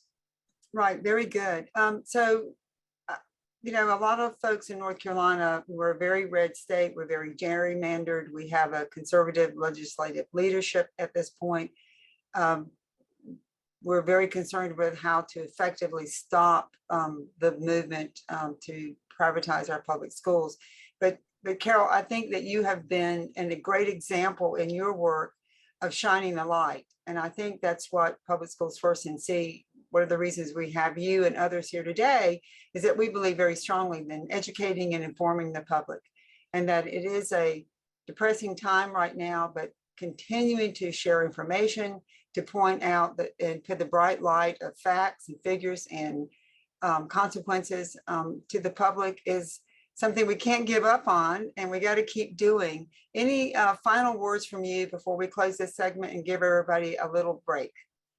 Yeah, I think one other thing that I would say in terms of strategy that just occurred to me is we're now working with someone who has a good background as a lobbyist. In fact, he used to lobby for the other side, which is kind of interesting. And one of the things that he always says, and I've heard this from others as well, is the compelling stories make a difference. You can hit people with facts and figures. I tend to be moved by that because that's me, that's who I am. But most people are moved by the compelling stories. So find those stories of scandal, find those instances like Cardinal Charter Academy, which is requiring parents to pay more than the minimum wage, right? This, or Torchlight Academy, where the guy is taking all of the money, as well as using corporal punishment in his school. Find those stories, talk about them with parents, get newspaper reporters to follow up on them, and also, put them forward when you meet with legislators, and use them as a call for reform. Well, Carol, this has been a really great conversation. I really appreciate all the work you're doing. Carol and I are working to get pushed hard back against the federal grants to the charter schools. We're working very hard with the elected congressional members in North Carolina. We invite all of you to join us. Anyone can write your congressional delegation and say one thing simple: stop the federal grants to charter schools, which is aimed at expanding this program that we're already see it's expanding fast enough on its own without any additional monies being put into it. So everyone, thank you, Carol. Let's take a 5-minute stretch break and refill your coffee, and we'll be back in 5 minutes. Okay, thank you.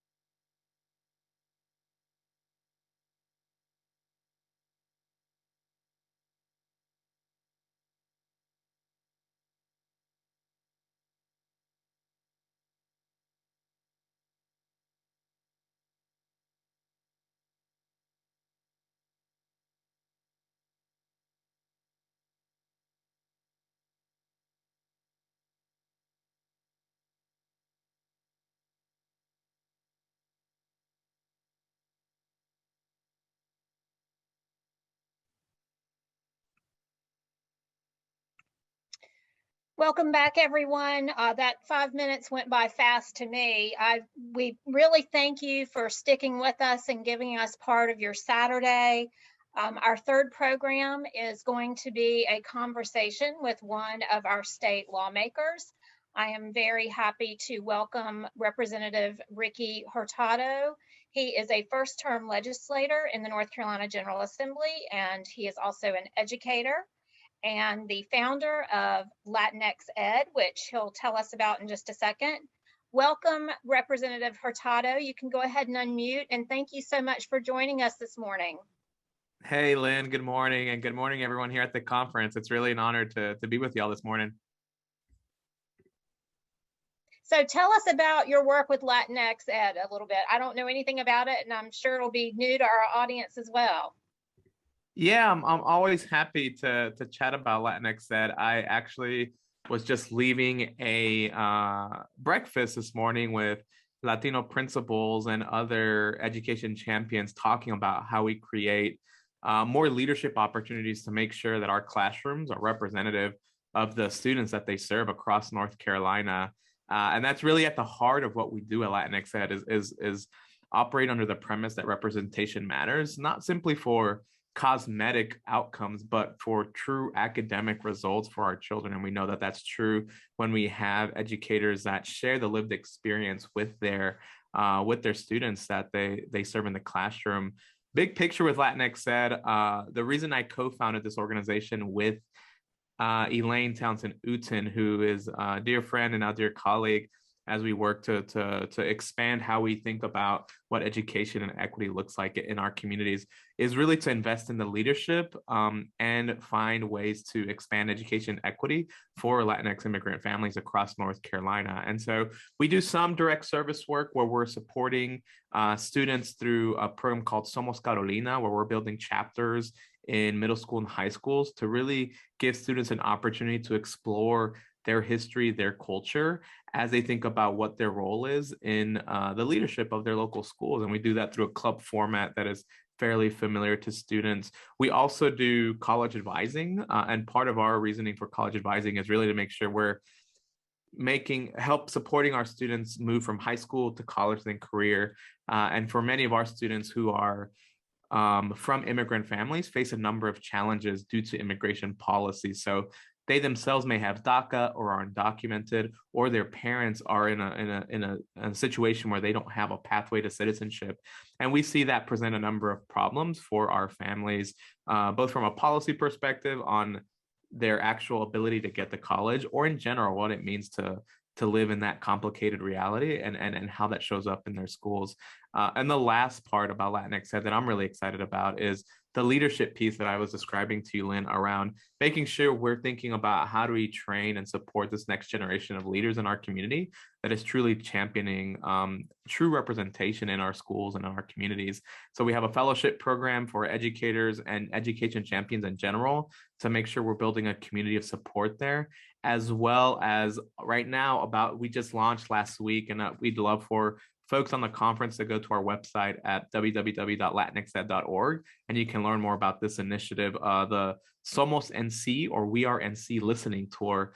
And that listening tour is really to hear from education champions like y'all to answer a very simple question around how do we advance Latino student success in the classroom, and really hear from across North Carolina. So for the next 10 months, we'll be having those conversations on the ground with educators, community colleges, community leaders, as to think about how we integrate this community into every conversation across North Carolina. So that's my short, not so short spiel about LatinxEd, but I'm excited to talk to folks more about that offline if they're interested in our work.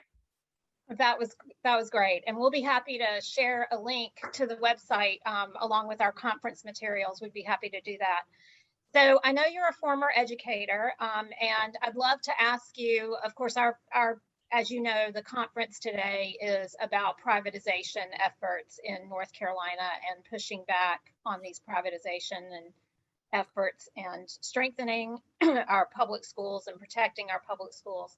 Can you please tell me what you see or how educators are impacted by privatization in the classroom? How do they see and feel these impacts?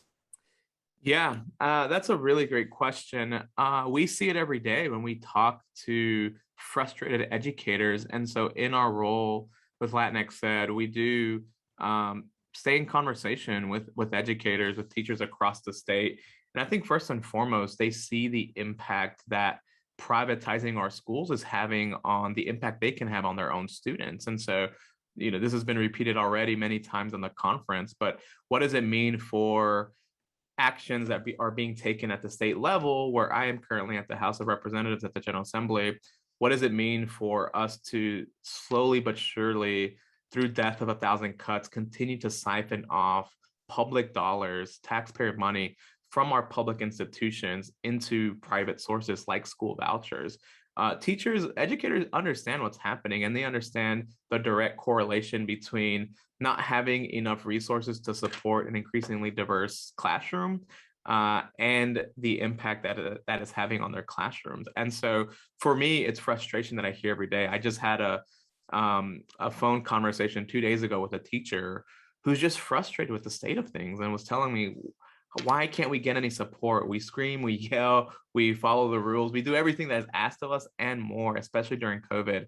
And to continue seeing our livelihoods as a teacher, but also the support we receive as a school not be prioritized even in the midst of a pandemic is beyond frustrating. And that's what makes me really concerned, that this continued impact of privatization will lead to even further lack of retention of educators and equality that we need to make sure that we're supporting first generation students in particular in our public schools. It has been, the pandemic has just exacerbated so many of our challenges, right? And I've no doubt, I can't even imagine how teachers are feeling right now. We've heard a lot of that feedback as well. So I don't know if you heard my portion of the death by 1,000 cuts. You just referenced it a second ago, but I covered the A through F school letter grades that North Carolina does. And I described our formula as the worst in the country of any state that uses A through F letter grades for schools, school letter grades. Can you tell us about, do you have any real world examples, maybe in your district, about how those grades are harmful? Yeah, I was just having this conversation actually, and it led to a number of other conversations in the General Assembly around my own frustration with this A through F performance grading. You see it in how people are making choices and where they live and what schools they support. And so here in town, so I'm District 63, I'm the representative in Alamance County, and we have two high schools in one of our towns here. And, as we all know in our communities, high schools and schools in general carry a reputation, and it's usually rooted in the makeup of the students and those families that go to those schools, right? And so there's two schools who have fairly similar outcomes. But on the performance side of stuff, their grade letters differ. But when you compare the growth of those schools, for the last 7 years, the school that has the lesser reputation of the two has showed consistent growth or have met expectations for the last 7 years. And when you go there, they're doing some really innovative things to make sure that their students are receiving the best type of support that they can imagine. As you can imagine, one school is minority majority, while the other school is not quite there yet. And so you sort of think about how that impacts people's choices and perception as they're shopping around for perhaps where they might live and where they may go to school, or where they live and what neighborhoods and support, what school. People have told me, right, that one of the first things they do is look up the school letter grade to see what the state of their local school is. And knowing that school letter grade does not reflect truly what's happening in those four walls of that school building is really frustrating, because no matter how much I plea and so much I try to provide a more nuanced perspective as to what actually goes into that formula and understanding the 20/80 breakdown, that doesn't quite register when you're making as big of a decision as to where am I going to put down a $200,000 or $300,000 investment to purchase a home, right? If you're in that position to do so. And so you've seen how on a micro perspective here in Alamance County, people are making decisions on where they do want to live and don't want to live. And that's frustrating because we know that doesn't reflect the progress that's made every day at these schools and the effort that's being put in, not just by our students, but by our teachers as well. Absolutely. So as a reminder to our attendees, as you referenced, that formula is 80% test score and 20% growth. And to your point, there has been efforts to, because that growth is so important, it is not weighted properly or adequately in our view.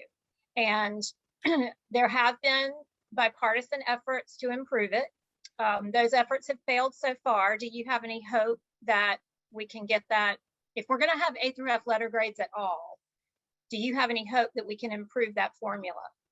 Yeah, well, Lynn, you don't know this about me, but I'm an eternal optimist. And so I have to hold on to hope somewhere to continue doing this work. I do think in a time where we continue to see increased polarization on a number of issues, especially in education, the fact that we do have bipartisan support for reform, I think is a positive sign. And so as long as we continue to have support from both sides of the aisle, I have to believe that there's hope to continue pushing this conversation forward.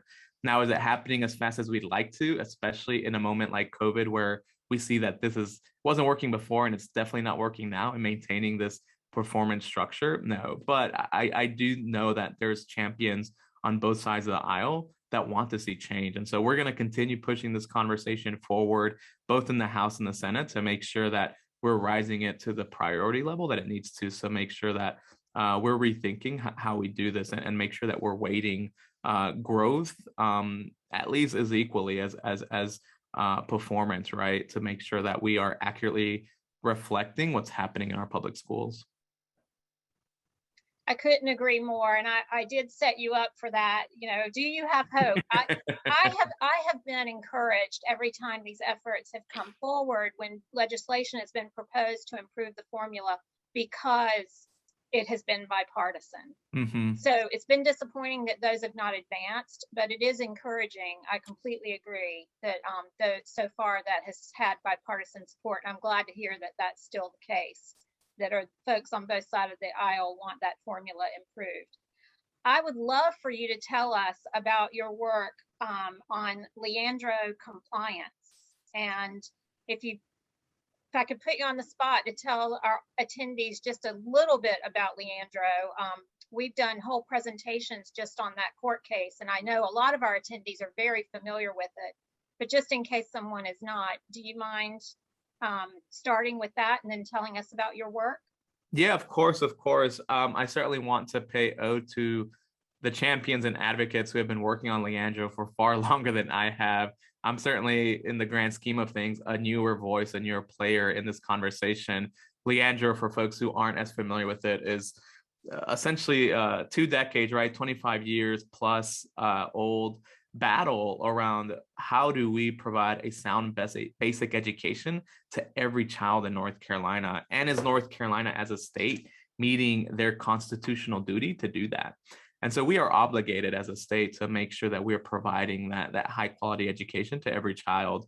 And in the beginning of this battle, we were seeing that in a number of rural, low wealth communities, we were not doing that. And to this day, we are still not doing that. And so this has been a battle in our courts for multiple decades now.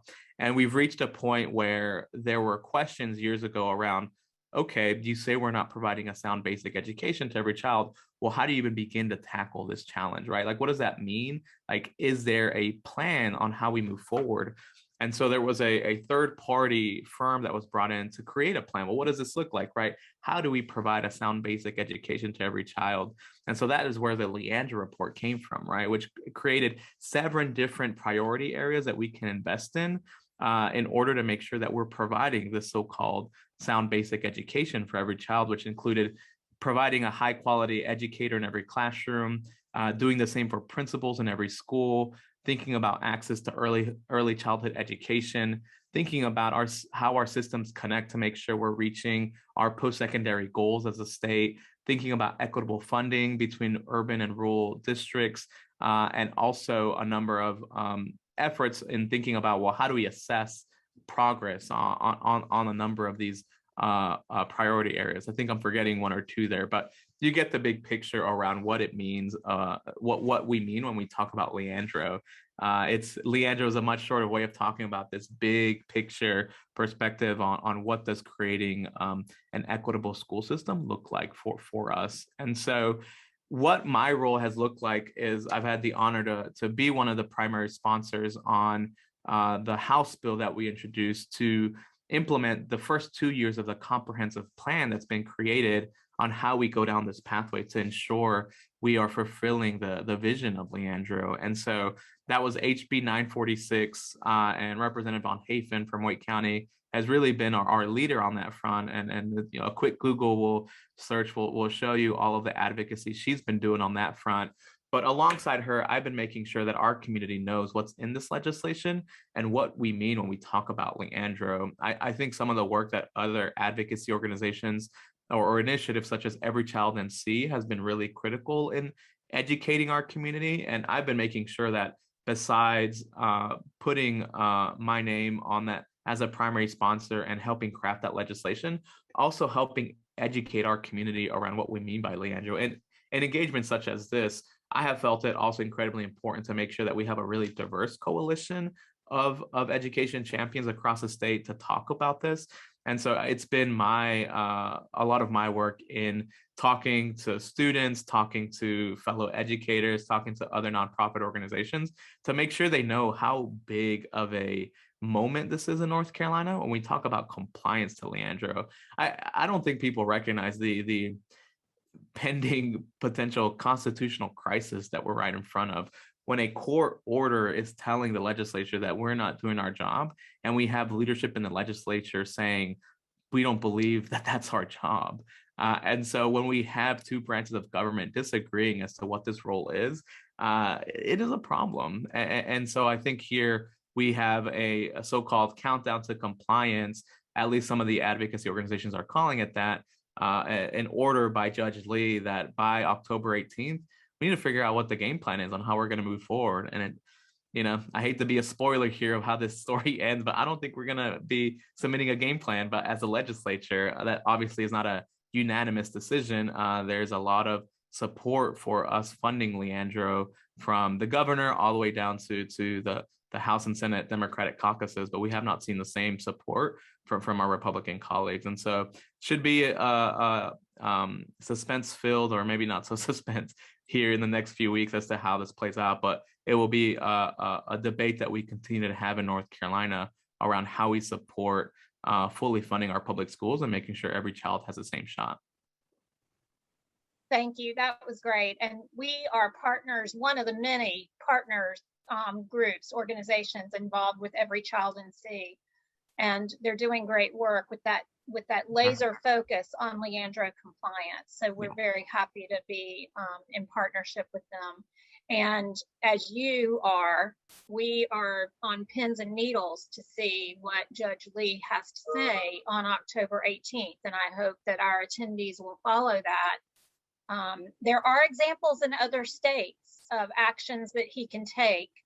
And for example, one state, the court fined the legislature $100,000 a day until they complied.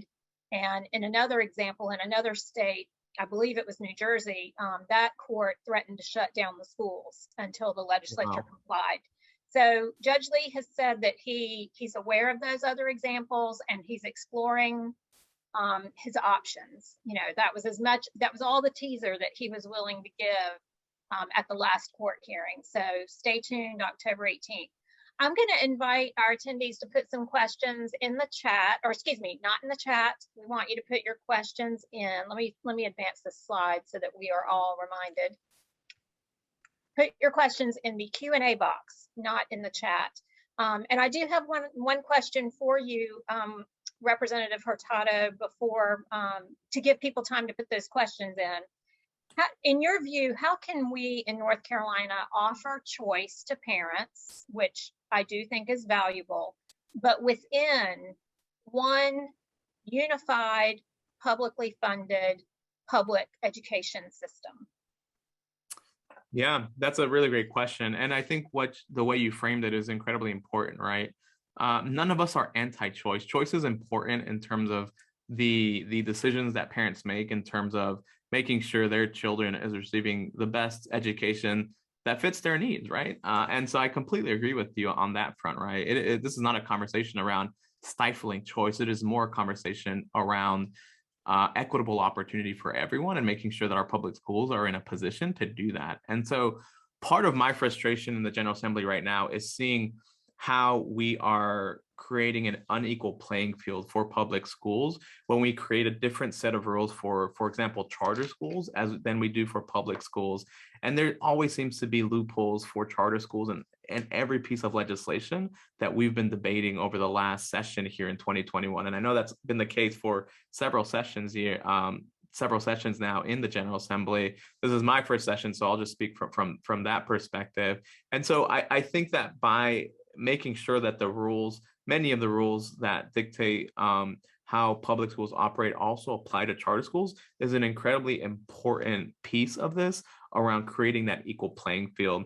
I think the other part is Leandro too. I got to go back to Leandro because it's like, without fully funding our public schools, if we are not meeting our constitutional duty to provide this education to every child, it's an impossible endeavor to make sure that parents have truly that choice to provide that quality education for their children in those public schools. And so we have to be meeting, this is the floor. This isn't even the ceiling that we're talking about. We're talking about meeting the floor for public education. And we have to get there in order for us to truly begin talking about what choice looks like in a unified public school system. And the last point I'll make here on this topic is I work mainly on the upper side of this K through 12 continuum with high schools and colleges and thinking about post-secondary opportunity. And there's a number of models that show us how students can create their own adventure, if you let me allow that phrase, in pursuing post-secondary education within the same public school system. And so we see students go through dual language and dual enrollment programs. We see students go to early colleges. There's a lot of different opportunities for students to stay within the same public school system, but perhaps have a choice as to how they pursue their future. And I think by making sure that our students have those support systems within the school, within the public school system, allow us for parents to explore what's the best fit for their child, but not necessarily go down a pathway where we're siphoning off supports and resources for our children from the school system for them to have that equitable opportunity. So those are a few of my thoughts there, but I know we could have a whole conference on creating choice for parents here in our public school system. Without question, yes. I cannot miss the opportunity to lift Wake County as an example, because we do have a lot of choice within Wake County Public Schools with our magnet schools and different themes. And we have early college high schools that are partners with our Wake Tech Community College. And that is actually a great idea for a program on its own. So thank you for planting that seed. I see a question here. Someone would like for you to please tell us more about the House bill that would fund Leandro. Do you want to give us some details about what's in that bill? Yeah, of course. If you're up for some light reading this Saturday and after this conference, you can go to the ncleg.gov website and just type in HB 946. And that's the version of the bill that I, alongside Representative Von Hafen, and I believe Representative Smith and Representative Hunt from Mecklenburg, filed this session. And I talked about a comprehensive plan for Leandro. So there's an even bigger plan over how we fully fund our public schools. And that was roughly about a $5.66 billion plan over the course of 8 years. Our bill only took the first 2 years of that plan. I think roughly about $1.6 billion in funding over the next 2 years to fund the first few steps of those of that comprehensive plan. And so the bill is rather lengthy, but it breaks it down into those 7 priority areas that I described earlier around making sure we can provide a teacher in every classroom, a high quality teacher. The same goes for principals and the programs that support those visions for each area of those priority areas. And so programs like the Teaching Fellows program, we even pulled some from, there's another tangential task force that is related to Leandro, but not the center of Leandro, called the Drive Task Force, around increasing teacher diversity in our classrooms. And some of those recommendations were really important for us to think about how do we create effective teacher pipelines in North Carolina to allow us to recruit not just high quality teachers, but high quality teachers that are representative of the students that they're working with in their classrooms every day. And so there's some post-secondary goals in there as well. Access to early childhood and how we fund our early childhood systems. And so there's a lot of details I could go into, but essentially gives you the idea that it's the 7 priority areas and the first 2 years of that comprehensive plan. Thank you. I had to get off mute there. We have a retired educator with us today, and he is asking, why aren't public magnet schools, as an example, and they're not just in Wake County, there are other counties in North Carolina that have magnet schools. Why do you think that they are not being touted as a strong school choice option instead of charter schools, for example? That's a great question, David. And I don't know if I have an exact answer for you. My background, like I said, is working more in the community and in thinking about how we elevate conversations from the grassroots up. And so where my mind immediately went with your question is, you're right, this isn't actually a conversation that we're exposed to even at the grassroots, probably because magnet models aren't present in every school system. And so it's hard for many communities to lift that up as an example. But I would be interested in learning more around efforts to advocate for magnet schools and how that's advanced outcomes and how we can broaden that conversation as well if it is a good option for strengthening that school choice within the public school system. And so I think it's a very valid point and part of the conversations we should be more attuned to, especially in the legislature. Thank you for following the Q&A box, Representative Hurtado. I see Jen Bourne has a question about who are our greatest influencers over educational policy, folks that we might be able to get in front of the legislature with these compelling stories about public schools. Yourself included, as a former teacher. It's what I think about every day here. I do think that data is never enough and stories are never enough. And so we've been doing a good job as a state to really identify the data points that are relevant, right? People talk through dollars and cents and through data in these policymaking bodies. That's at the State Board of Education, at the legislature, our school boards and board of governors, right, in our university systems.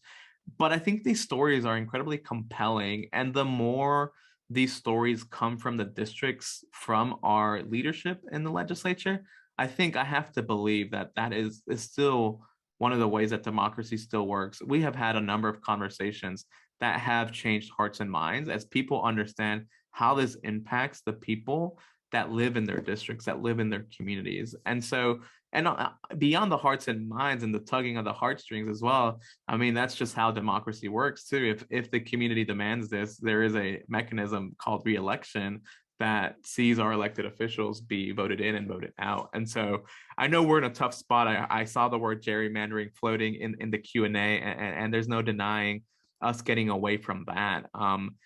And that's certainly what's in front of us here as a risk as we continue to redistrict in the month of October and should see new maps for North Carolina fairly soon here in the next few weeks. Certainly a danger which sort of breaks that accountability mechanism a bit. But when we're faced with such tough opposition on the other side being of this issue, I think we have to continue to think about how we organize our communities to continue having this conversation at the grassroots level. I'm glad you used that phrase, the other side of this issue, and not referring to Democrats and Republicans, because there's actually, I was speaking of bipartisan support earlier. There's bipartisan support for these school choice reform things, such as vouchers and charter schools. Democrats and Republicans both co-signed that legislation that brought us private school vouchers and has expanded, allowed our charter schools to expand, lifting the cap, etc. So it is a nonpartisan challenge, if you will, support, Absolutely. for these school choice reforms, and things of that nature. So we have about 5 minutes left. Do you have any closing remarks or calls to action for us, or Yeah, whatever you would like to say? And of I'll course. thank you again. It's nice to meet you. This is it for us, meeting for the first time, but I really appreciate you being with us and accepting the invitation to be here today. Thank you. Yeah, no, and thank you for this great conversation. I would certainly love to stay in community with not just the attendees in this conference, but folks involved with your organization as well. Y'all are doing really important work, and I appreciate you lifting up that last point, because at the end of the day, this work should be not about political parties, but our children. And so whatever advances the outcomes for our children and make sure that we all have an equal opportunity to really thrive as North Carolinians, I think we should explore them, right? And so I'm certainly not closed-minded when it comes to innovation and what it looks like for parents to have choice in our communities. We want all those things. As some background for me, I didn't get this in the beginning, but I'm the son of immigrants, and my parents fled El Salvador in Central America in the 80s. And all of those sacrifices paid off in us being able to live our version of the American dream in rural North Carolina. And so despite the challenges that we faced and what the roadblocks that I had becoming a first generation college student at Carolina and then Princeton, we're eternally grateful for the opportunities we did have in our public schools and the type of community support that we had in a place like Sanford. That's where I grew up in Lee County. And so shout out to any Lee County educators out there if they're there. And so, yeah, you're absolutely right. At the end of the day, I am most interested in thinking about how we improve educational outcomes for our children, no matter what that looks like, right? But unfortunately, in this current debate, we see that the current solutions that are being proposed are not working, and we're seeing our schools being segregated to levels we had not seen since before integration, and a number of other things. And so we have to acknowledge when things aren't working either, despite as good of an idea that it looked like in theory. And so continue to fight for our public schools, which in my opinion are the cornerstone of not just our workforce system, but our democracy. And so without a strong public school system, I think a lot of the rest of our society begins to crumble as well. Thank you again. That's perfect. Cornerstone of education is a cornerstone of our democracy is one of our taglines.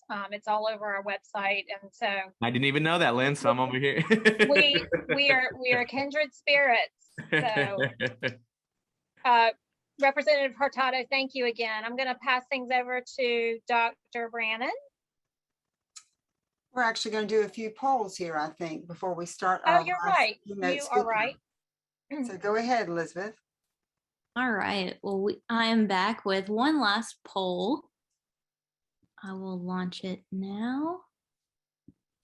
Again, it's just 2 questions, and your answers are anonymous. So this is just some questions here. See what you think. The first one, are voucher schools required to use a curriculum that meets any state standards?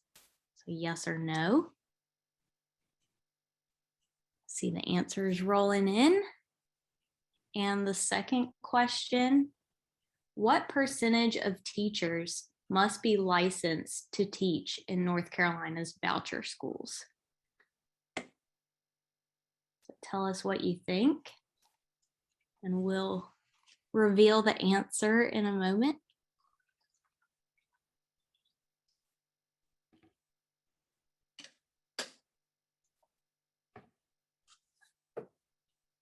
Wait just one more moment to let everybody who wants to answer submit their answers.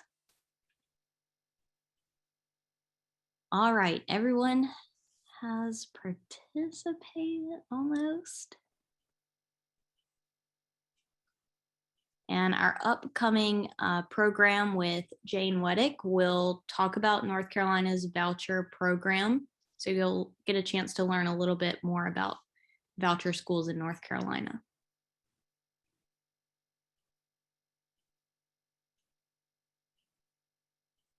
All right, I'm going to go ahead and end the poll and show the results. All right, so the first one, pretty much everyone seems to be aware, voucher schools are not required to use a curriculum that meets any state standards.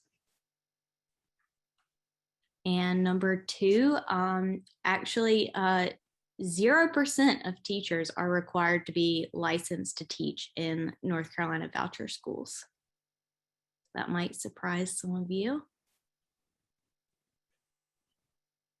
Well, thank you for participating. I hope that was a nice little break, and I will turn it back to you, Yvonne. Thank you. Okay, thank you very much. Now we are very, very excited. As we're coming to the end of our program, we have a wonderful keynote address for you today with Dr. Rooks. Dr. Rooks is an interdisciplinary scholar. She is the chair of and a professor in the Africana Studies at Brown University. She was at Cornell. She's now at Brown. She's founding director of the Segrenomics Lab at the school. Her work explores how race and gender both impact and are impacted by the popular culture, by social history and political life in the United States. She works on the cultural and racial implications of beauty, fashion, adornment, race, capitalism, and education.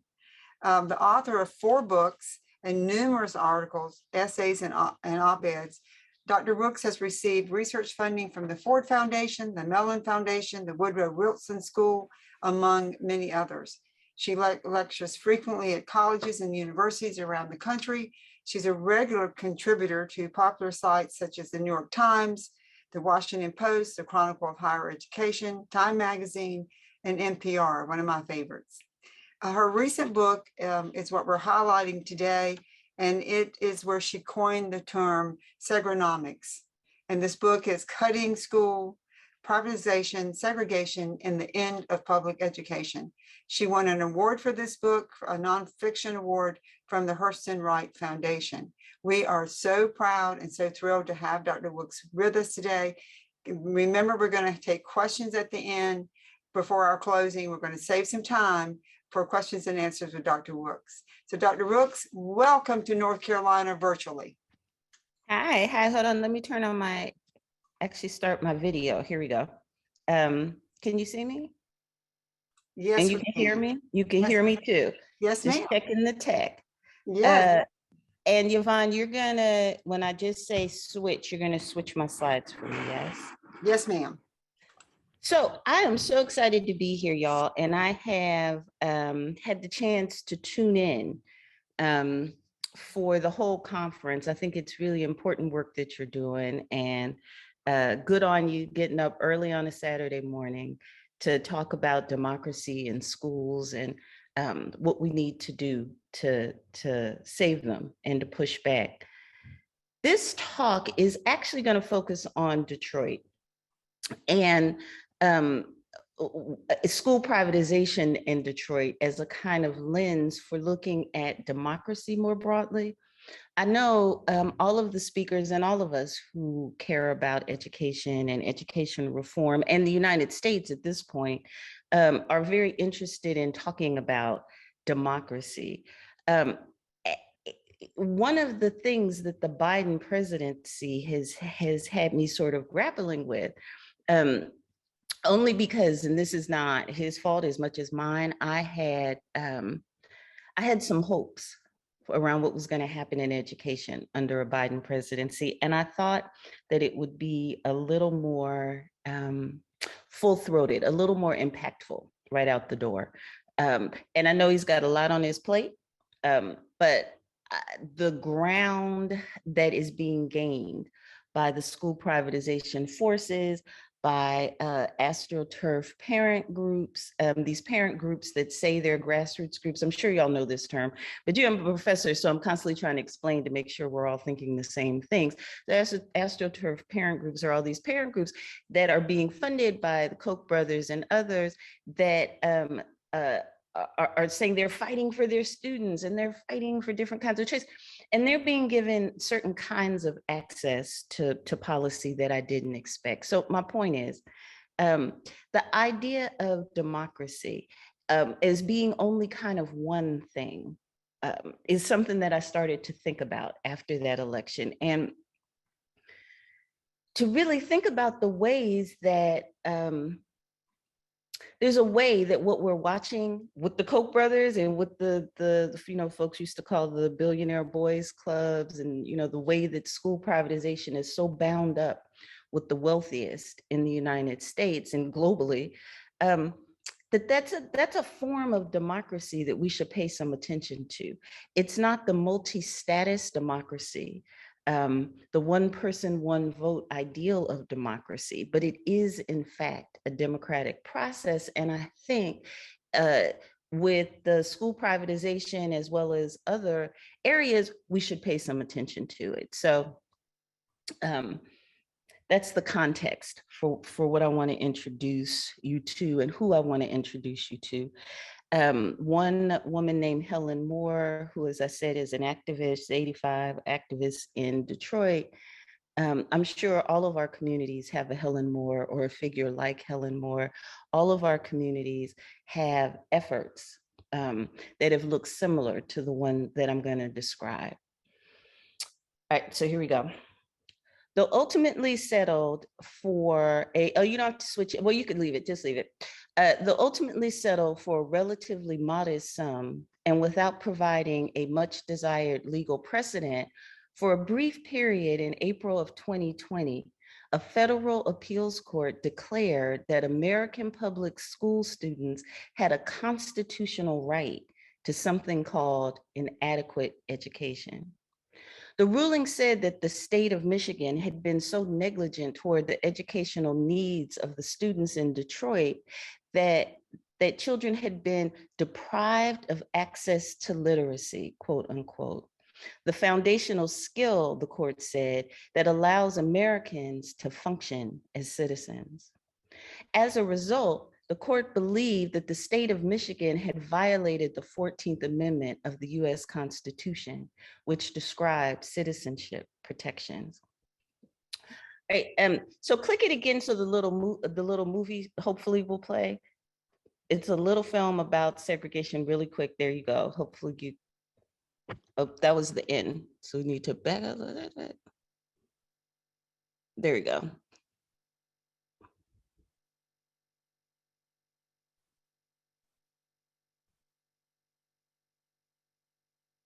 But the sound's not playing, but that's okay. That is really not, it is really not that big a deal. All right, so you didn't actually get to hear the cute little sound. It's the OJ singing this song, For the Love of Money, which I think is cute. But in any case, it's a visual representation of this term that I'm going to talk about, Segrenomics. So I went looking in the pages of that lawsuit that I described for examples to explain how the profit from racial and economic segregation, or Segrenomics, if wound around institutional organs like schools, cut off the lifeblood of democracy. What I found was a Dr. story Rooks, about, I'm sorry, this is Lynn Edmonds. I'm sorry to interrupt you. We lost you. There you are. We lost your video for a second. Okay. I apologize. Thank you. We are having a hard time getting started, but it's going to be fine. Can you see? You can see me. You can see and hear. We're good. You'll let me know if not. All right. Yes, thank you. What I found was a story about the wealthy and powerful turning both democracy and education policy themselves into tools that harmed as profoundly as the fact that schools supposedly didn't teach children to read. The impacts were educational, sure, but also psychological, emotional, spiritual, and physical. As Lawrence Tribe, a professor of constitutional law at Harvard University, noted about the Detroit case, the Detroit case gave the federal court system a chance to consider what he called, quote, the massive body of evidence demonstrating what underfunded schools do to children in attending them, including making them a permanent underclass, a term referenced in a prior US Supreme Court ruling involving education. Okay, next slide, please. In my work, I have so often unearthed such similar connections between the wealthy and the vulnerable in relation to health, education, segregation, and economic policies that I've literally begun to wonder if we should require impact statements, such as those found in some environmental policies, to go along with the educational policies we propose when we say we want to specifically help the most vulnerable children. Perhaps privileging health impacts and not just the test scores of children in struggling cities could lead to outcomes that will benefit the whole community, if not the nation.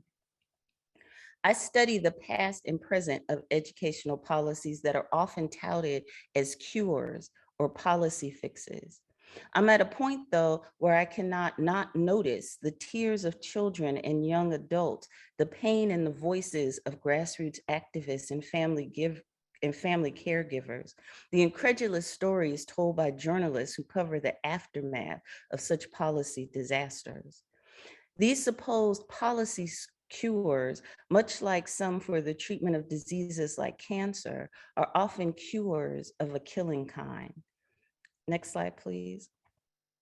In this instance, the lawsuit uncovered and demonstrated the fact that many of the schools in Detroit were so decrepit that during the 2016-2017 school year, none of the buildings were in compliance with health and safety codes. One of the ways this non-compliance showed itself was that building temperatures in many schools regularly hovered at 90 degrees summer and winter, sometimes requiring schools to close in the summer with little notice when the heat would rise as high as 110 degrees. Indeed, on the first day of school in 2016, the heat was so bad in Detroit schools that several teachers and students in multiple schools threw up while others passed out. In the winter, it was often so cold that teachers and students wore coats and hats and scarves and gloves and layers of clothes when the temperatures plummeted so low that they could see their breath hanging in the air. In addition to the issues with the heating and cooling systems, the plaintiffs in the case affirmed and provided visual evidence that mice, roaches, and other vermin regularly inhabited their classrooms. And teachers reported that they had grown accustomed to cleaning up rodent feces in the morning before their students arrived. Even the water in many buildings was found to have been so contaminated with pollutants that it was unsafe to drink. In a few schools, the children suing the state said the ceilings in their classrooms were in such poor repair and that plumbing leaks were so often an issue that they'd grown used to keeping an eye on the ceilings of their buildings to avoid falling tiles during class. Classroom sizes had swelled to 50 to 60 students in the district, but the classrooms themselves only had desks for 40 students, the supposed maximum. When that happened, students sat on the floor or were forced to stand along the walls when class was in session. Teacher shortages meant that on some days, students could spend up to 3 class periods per day sitting in a gym. As a means of drawing attention to the lack of an adequate number of teachers in her school, one teacher took to standing in front of the building, handing out flyers to parents as they came to pick up their children that asked them to, quote, ask your child if they even had a teacher today, end quote. And perhaps the most notable example of the severity of the teaching shortages in the district, at one school, 8th grade students were put in charge of teaching 7th and 8th grade math classes for a month because there were no math teachers available to teach the children themselves. Next slide, please. Given these realities, it should not surprise that in 2019, only 7% of students in the Detroit public schools read at or above grade level, according to the National Assessment of Educational Progress. The percentage of Detroit students overall who performed at or above the NAEP proficient level that same year was 6%. Today, nearly half of all adults in Detroit, about 47%, are considered functionally illiterate. In responding to the lawsuit, the current superintendent of public schools in Detroit, who was not part of it, said, quote, next slide, please. This lawsuit speaks to years of educational injustice in Detroit, linked to imposed government structures that strip the city of local control. He continued, no district in this country experienced the brutal history of what Detroit public schools endured. More importantly, what children endured. He concluded, the state took over the district without the people's consent, and the district went backwards. Adults need to be held accountable for that. And more importantly, today's children cannot suffer the same consequences. Next slide, please. Refusing to suffer such consequences silently is what led the students, caregivers, teachers, administrators, parents, and a community activist named Helen Moore to approach the law firm in the first place to file the literacy suit. When asked about her motivation, Moore said, how can you expect someone, anyone in our country, to be engaged in civics or in the process at all if they can't read? You can't take part in our democracy unless you can read. So why is it that you all have these people working so hard to make sure Black students are unable to read? Next slide, please. Helen Moore is 85 and has lived in Detroit for 81 of those years. She became an educational, wait, did you switch slides? All right. She became an educational organizer and activist in the city in 1969 when the first of her children began to attend school. By then, the factories and then many of the middle class and white residents had begun moving to the suburbs, taking their tax dollars with them, and beginning a downward economic slide of education funding while creating intractably segregated geographic landscapes. Though Moore believes that history is important context for understanding the conditions documented in the 2016 lawsuit, she says the beginning of the story about the social, emotional, physical, financial, and psychic impact of education policies and privatizations on the health of the city's residents began in 1994. That was the year that organized community members defied the mayor of Detroit, along with the president of the teachers union, the governor of the state of Michigan, and the legislature, and organized a campaign to tax themselves to raise $1.5 billion in bond money. It would be used to repair dilapidated schools, build new ones, and fund needed curricular and pedagogical initiatives for children in the district. The vote was designed to offer what community members saw as an opportunity to provide their children with educational facilities and curricular enhancements similar to those found in the suburbs. That it passed stunned state and local leaders who had refused to support it. Next slide, please. Moore says, this story has never been told. People kept telling us about our schools, our community, our kids, but the story has never been told. This is history no one is going to talk about unless we expose it. Proposition S, the largest bond issue ever passed in the city, relied on a determined grassroots campaign. One of the community organizers, Dolores Smith, the head of the Citizen for Bond Committee, says of the work she and her 75 members did, quote, we went door to door, we telephone banked, we went school to school, church to church, everything, end quote. In explaining his opposition to the bond, the president of the Greater Detroit Chamber of Commerce said, quote, our concern continues regarding the planning, management, and cost impact of a $1.5 billion program in the fragile economic situation which exists in Detroit, end quote. James Elliott, then the president of the Detroit Federation of Teachers, questioned whether the money would be spent wisely. At that point, according to journalists, education scholars, teachers, and community activists, Detroit schools were actually poised to become a model for how to transform struggling urban majority of color school districts into world-class educational institutions. At the time, the city had a supportive school board who had worked collaboratively with school leaders to design an innovative curriculum that included foreign languages, vocational arts, fine art, music, and college prep. All they needed, organizers and school leaders said, was for voters who actually sent their kids to the schools was to provide the funding to solidify their vision. So campaign organizers took their case directly to Detroit voters, encouraging them to go to any school, any city school to see conditions for themselves. They asked voters to approve the bond so the children in the city could become competitive and have the same opportunities as other children in the suburbs and throughout the state.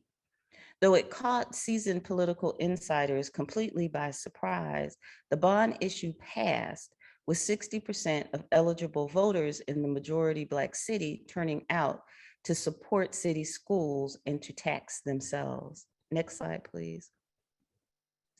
A few years after the bond issue passed and construction and repair had begun in the schools, the folks in Detroit got even better news.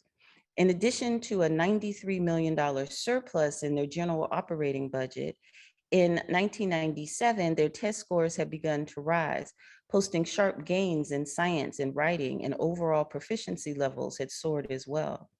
When the school superintendent who had been against the bond proposal sang a line, even the school superintendent who had been against the bond proposal sang a line from the James Brown song, "I Feel Good," when asked about this reversal of fortune. By 1999, all of that changed. Members of the business community, including those in construction who saw themselves as shut out of access to the $1.5 billion in bond money, took their grievances to Governor Engler's office. They were, after all, amongst his largest donors.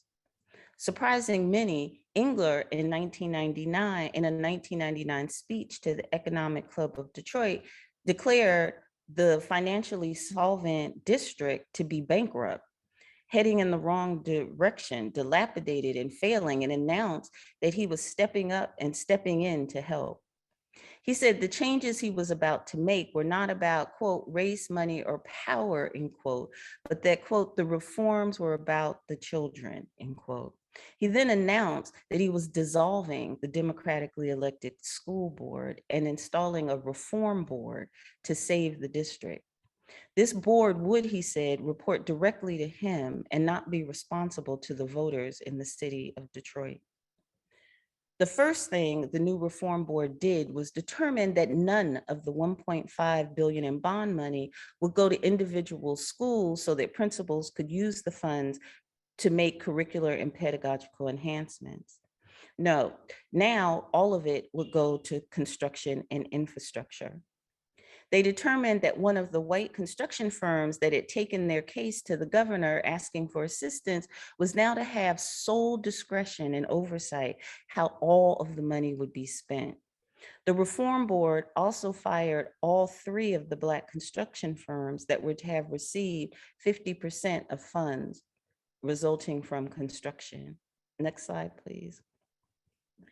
The second thing the new reform board did was to pass rules limiting the amount of community input they would allow at meetings. They banned signs, they banned protests. Activists and residents said the action was driven solely by the interests of corporations, not the interests of people in schools. Over the next 3 years, the reform board took a district with a $93 million surplus into a $250 million debt and spent all of the bond money. It took until 2006, but Moore and the other school and community activists organized a recall election to return school governance to an elected school board. Voters said resoundingly that they wanted to go back to an elected board to decide curriculum, policy, and budgets. They won that vote, But within 3 years, given the $300 million debt hamstringing the district, the state again took control. This time it was a Democratic governor, Jennifer Granholm, who made the decision. She also appointed an emergency financial manager to address decisions about the overwhelming debt. The first emergency manager was named Robert Bobb. He immediately said his job had to extend from financial matters to curriculum and personnel. Though the school board disagreed and filed suit saying he had exceeded his power and authority relative to academics, they won in court.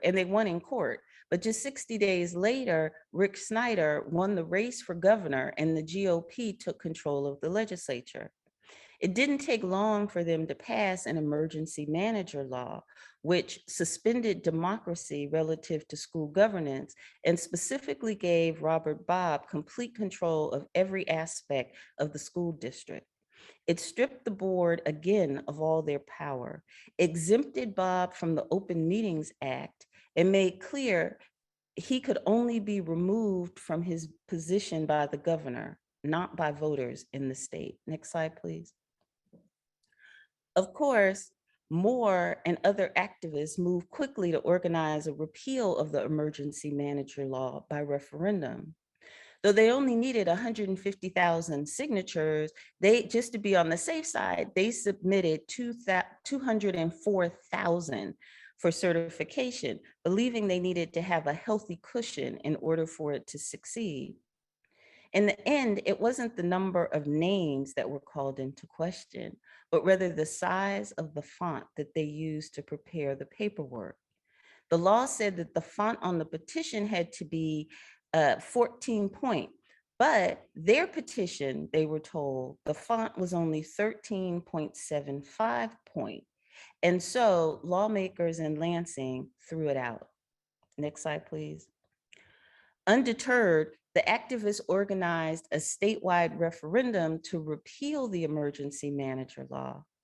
To succeed, they needed to have a majority of the 81 counties in Michigan vote for the repeal. Everyone told the activists that there was no way that they would get all those white counties to support them. But in the end, 77 of 81 counties stood with the people of Detroit and voted down the emergency manager law, along with its absolute power. Next slide. However, 2 weeks later, Governor Snyder rolled out a new emergency manager law to replace the ones voters throughout the state rejected through the democratic process. He had his staff write an almost identical bill, merely adding the provision that this one could not be repealed by referendum and that each emergency manager could only serve for 18 months each, as opposed to indefinitely. When asked about this move and its seeming intent to thwart the clear will of voters, Snyder said simply, quote, "We follow the law. There's no issue," end quote. Next slide, please. There were 5 emergency managers overall, and I'll save you the ins and outs of every little thing that happened between 2009 and 2016. But the upshot of this state oversight and various policies is that while in 1999, Detroit had been in the middle of the educational pack relative to the United States, by 2019, it was 50th. Next slide, please. By the time the citizens of Detroit finally got control of schools returned, there was more debt than any of them could believe. Also, 200 of Detroit's schools have been closed by various emergency managers, and over-reliance on standardized tests had labeled whole swaths of the community as deficient, triggering various provisions of federal policy that required traditional public schools be replaced with charter schools, thus shrinking the district and draining the enrollment that ensures districts stay solvent. Instead, the district's deficit is currently almost $500 million, and its long-term debt is $1.5 billion. They will be paying this debt back until 2038. And it's the children who've been most hurt by these policy games and policy cures. I've been creating and working through, oh, next slide, please. I've been creating and working through and thinking about these policies said to be enacted to aid students in districts such as these. I use a construct called killing cures as a way to explain why community engagement is crucial for policymakers to think about, specifically in relation to our most vulnerable communities. We know and understand that racism is toxic. It's time for us to act like we know that the environments racism creates are equally so. At almost every turn of the decades-long battle, if officials had seen education policy as health policy and health as a key element of their policy prescriptions, things would have turned out very differently. It's time to ask what social policy would look like if it were crafted with a view toward ensuring the social, mental, emotional, and physical health of those most deeply impacted by it. Next slide, please. At the very least, policymakers crafting educational policies should be required, like the oath medical doctors swear, to first do no harm. Many of the policies undergirding this dismantling of education and interruption of democracy in Detroit make clear the issue is not merely that schools in the city had failed to adequately teach young people and children to read.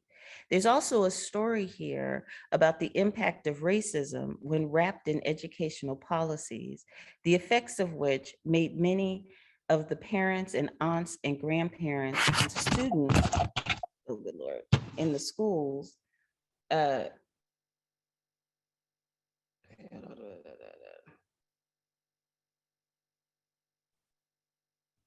this is about that may, okay. There's also a story here about the impact of racism when wrapped in educational policies, the effects of which made many of the parents and aunts and uncles and grandparents and students in that city not just doubt and question themselves, but also to doubt elected officials and the ability of the vulnerable to ever triumph over the powerful. And in the end, they doubted the efficacy of democracy itself. Moore says seeing the state take over and then dissolve other predominantly Black school systems in the state was hard, but just made her group fight harder. In that way, the whole story is about what writer Kaisi Lyman, next slide please, has described as wounds and scars from battles won that hurt more than those from battles lost. If there's a triumph here, it's the fact that there were, if even for fleeting moments, battles that were won, which is in large part due to the spirit of the 85-year-old civil rights activist, tactician, and organizer-in-chief, Helen Moore. Right now, Moore is shifting her focus from education advocacy to the Electoral College, a process she doesn't really understand and just learned about when she served as an elector for Michigan in the last presidential election. Reflecting on the experience, she says, maybe I'm missing something, but why can't we just allow the voters' decision to stand? All this extra stuff seems to make the process more complicated than it needs to be. Next slide, please. This joining of voting rights and educational rights is interesting to me because there are similar, if less extreme, stories in highly segregated post-industrial cities in the South, Midwest, and East Coast with large populations of Black and Latinx students in their school systems. Interestingly, all of these cities whose vote counts we waited breathlessly to report in order to determine the winner of the most recent presidential election, Atlanta, next slide please, Atlanta, Detroit, Milwaukee, have stories about the health impacts of the past 3 decades of educational policies, promising there would be, quote unquote, no child left behind, and that they could compete to, quote unquote, race to the top, or that, quote unquote, every child would succeed. Each has left teachers and community members and activists in a steady state of protest and pushback. If we ask the Helen Moores of the world to write our legislative future, I'm sure it would look very different. Oh, okay, so now I've like screwed up my slides. So just scroll the slides through. That's actually the end of the talk. Okay, actually, wait, go back. So I can narrate some of these talks if you don't mind. I'm sorry, go back a little more, go back a little more, a little more, a little more. Okay, all right. So the thing that I find particularly notable about this is the title of the talk is about they tried to take our democracy and so we fought them back with ours. And that's like a thinking about the grassroots organization. So you have, you know, governors and corporate folks and, you know, who are making democracy work in the way that they want to. And then you have these folks who people are not really ever used to listening to, who are using the democracy that we believe, the democracy of the vote, the democracy of organizing, the democracy of you don't like people, you vote them out. You don't like something, you organize and vote them out. And the story in Detroit is they did repeatedly organize and vote people out, or organize and vote out policies. They kept winning. They won and they won and they won. And the goalposts just kept getting changed. So in the end, they were in worse shape than where they started. So next slide. So the like somehow I got all out, but what I'm trying to focus on is for activists, what it makes them feel like, for kids, for when communities stand up and do everything that history and the Constitution, that notions of right and wrong tell us need to be done. You convince people, you know, you protest, you march, you make an argument, you engage, you vote. Those are the acceptable forms of change making. When over and over again, you see that something else is happening behind closed doors, that the powerful and the wealthy are able to get their agendas on the table despite them being democratically told, you know, electorally told, this is not what we want. There's an impact that's doing a kind of damage to democracy that I think activists and organizers, it's taking a toll that we should pay some attention to, because it gets harder to get up and fight again when you win and you still lose. Next slide. So what I found particularly poignant reading this lawsuit, and I've actually gone on to start gathering up lawsuits that students have been filing in the last 2 or 3 years to talk about their pushback against privatization. But the education this is giving all of these student activists, you know, you wouldn't know it from watching the news, you wouldn't know it from you know, the press very often, but students are organized, vocal, out in front, they have an analysis. And but one of the things that they're learning, again, in places like Detroit, where you win, you organize and you win, and it's still not good enough, they start to learn a very different lesson about democracy and about citizenship than I think we should pay some attention to. What is all of this advance of privatization? What are the lessons our kids are taking from that? What does it make them, how does it make them feel they're valued? What is the lesson of citizenship that they're taking from that? Certainly not that all citizenship is equal. Certainly not. Certainly not that all democracy is equal. But we don't talk about that enough. So they're left to kind of struggle with it and deal with the mental health aspects. Next slide. So this is one of the lead plaintiffs, and he was one of the first, and this is another thing, you know, so many who graduate from these reform districts and are among the first in their families to try to go to college, and they get to college, community college, 4-year college, and they simply can't compete. And so to go from this high of being told that you're the best, yes, everybody else in this district is failing. Nobody else really knows how to succeed in the ways that you do. But you've worked and you've kept your head down, and you go off to college, and the first thing you recognize is you can't read.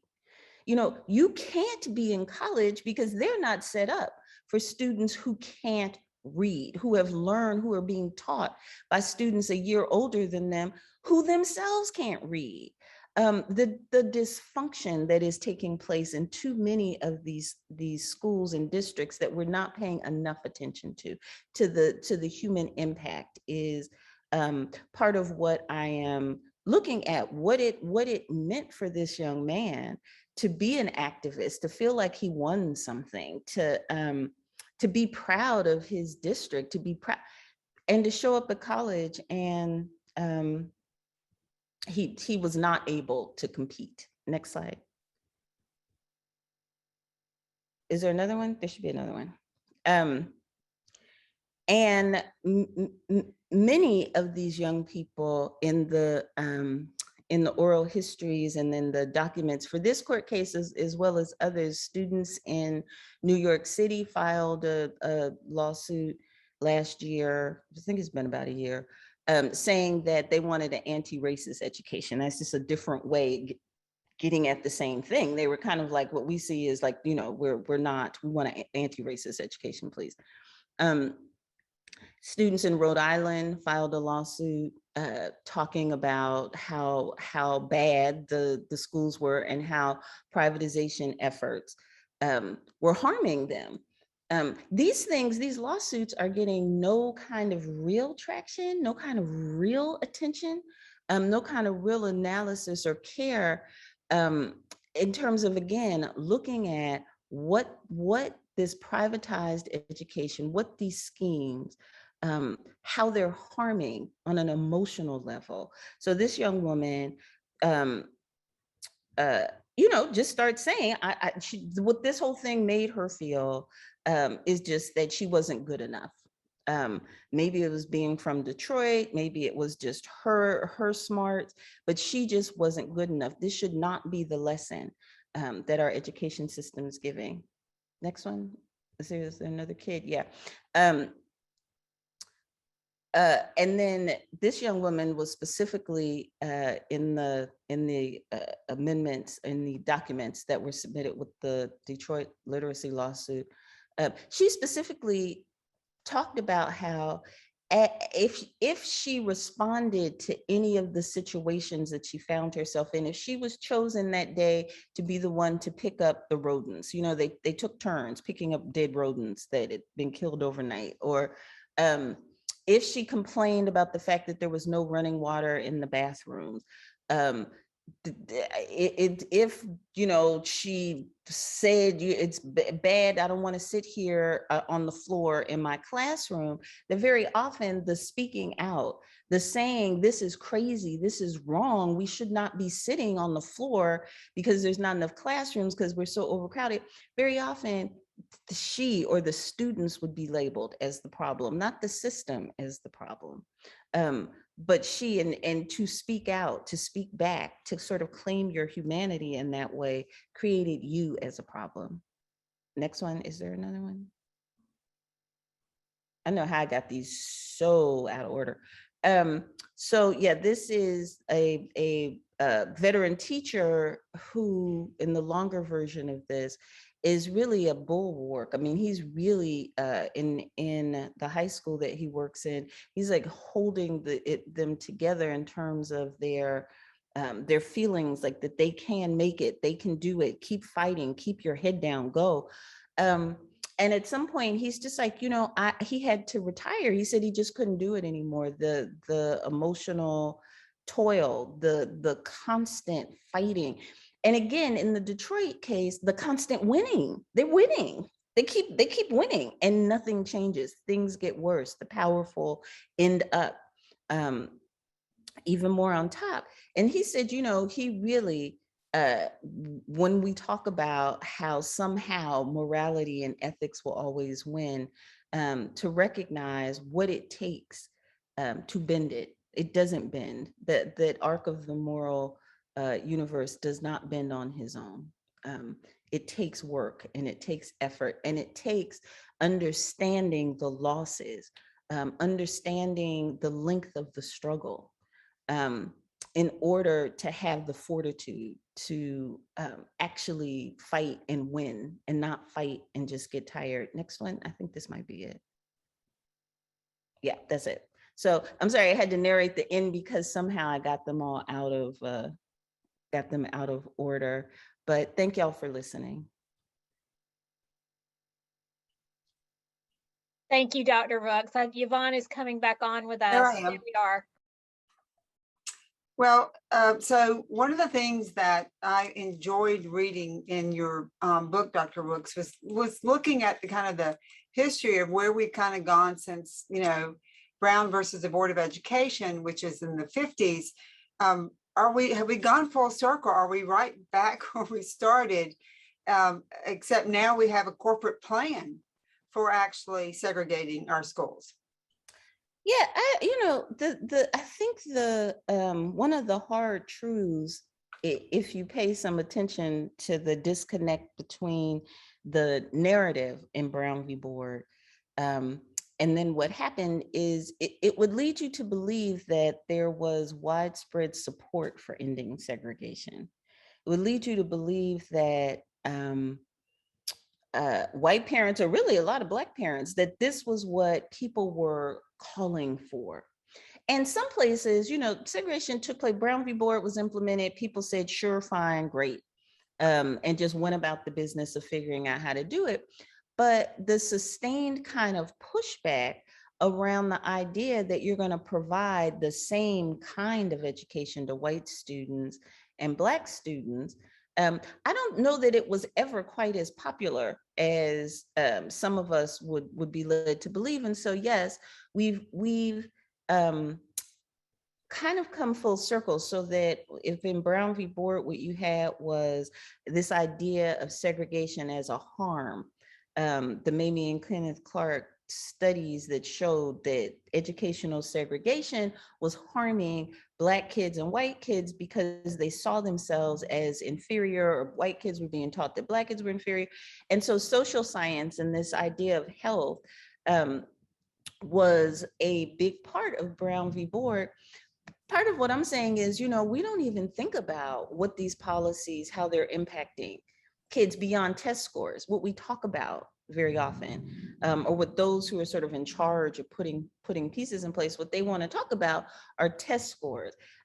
Since the 80s, everything has become about test scores. I'm not sure that everybody even really recognizes it was not always the case that test scores, you know, were the mark, you know, of progress. It's in the 80s, the late 70s and 80s that you start to hear that schools are broken, and the only ways we can know if they're broken or not, that U.S. schools, public schools in the United States, are just broken. They're fails. They're doing an awful job. Nothing is good with them. There's a series of reports that come out that, you know, that say this, and the only fix for that is to have some kind of testing, folks wanted you to think, that was national and that you could compare. So we are in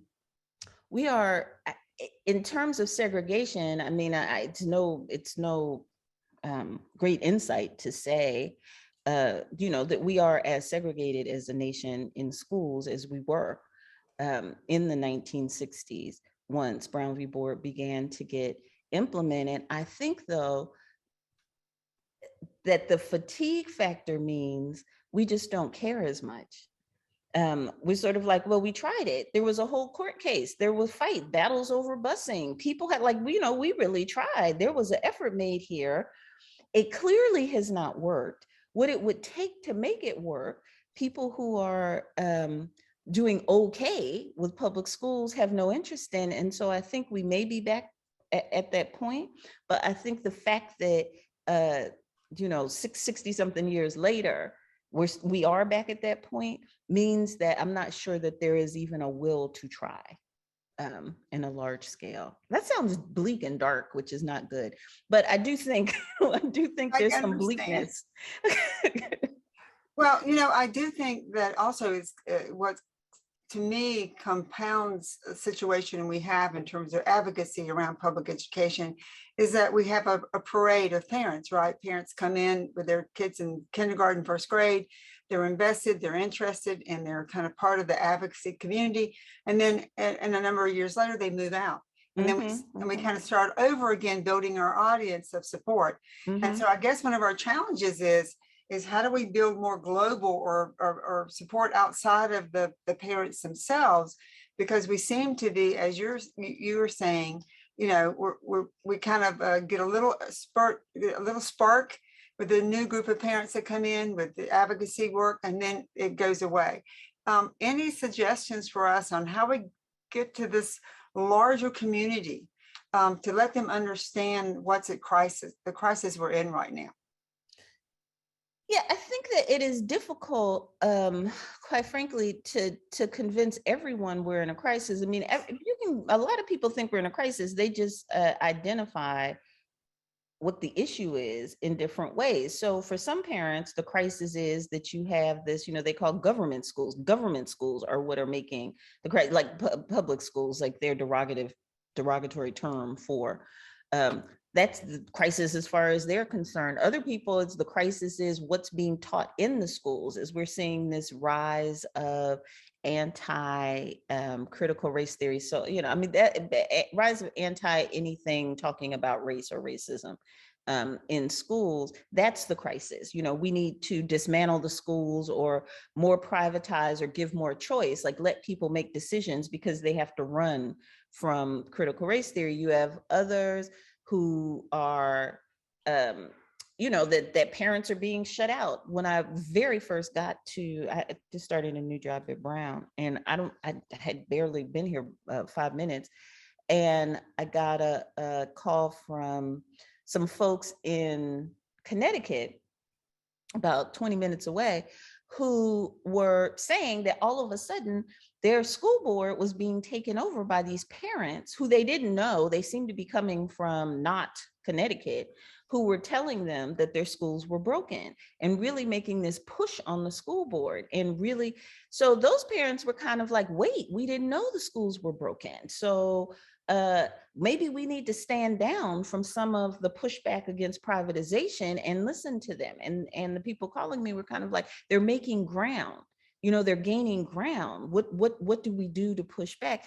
And I think the idea of school really means so many different, public school means so many different things to people. It does not, as much as I think it has a kind of unified, it's about educating people for citizenship. It's a public right. It's for, educating people for work as well, but maybe not in as aggressively as some think. So, there are things I think we share and what we think public schools should be doing.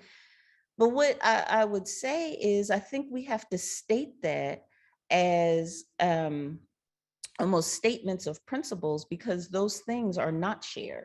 Not everyone wants, I was, listening to Carol Burris's talk, and, the numbers of, talking about the basis schools or some of the schools that make sure that they have a certain kind of student body.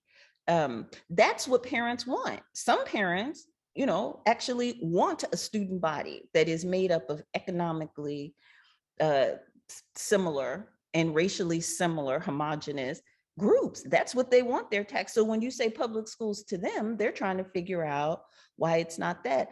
I think recognizing how far apart we are on some basic terms and concepts, and not acting like when we say public school, we all even mean the same thing. And that's for progressive parents too. You have lots of progressive parents who are kind of like, I just want my kid to be benefited.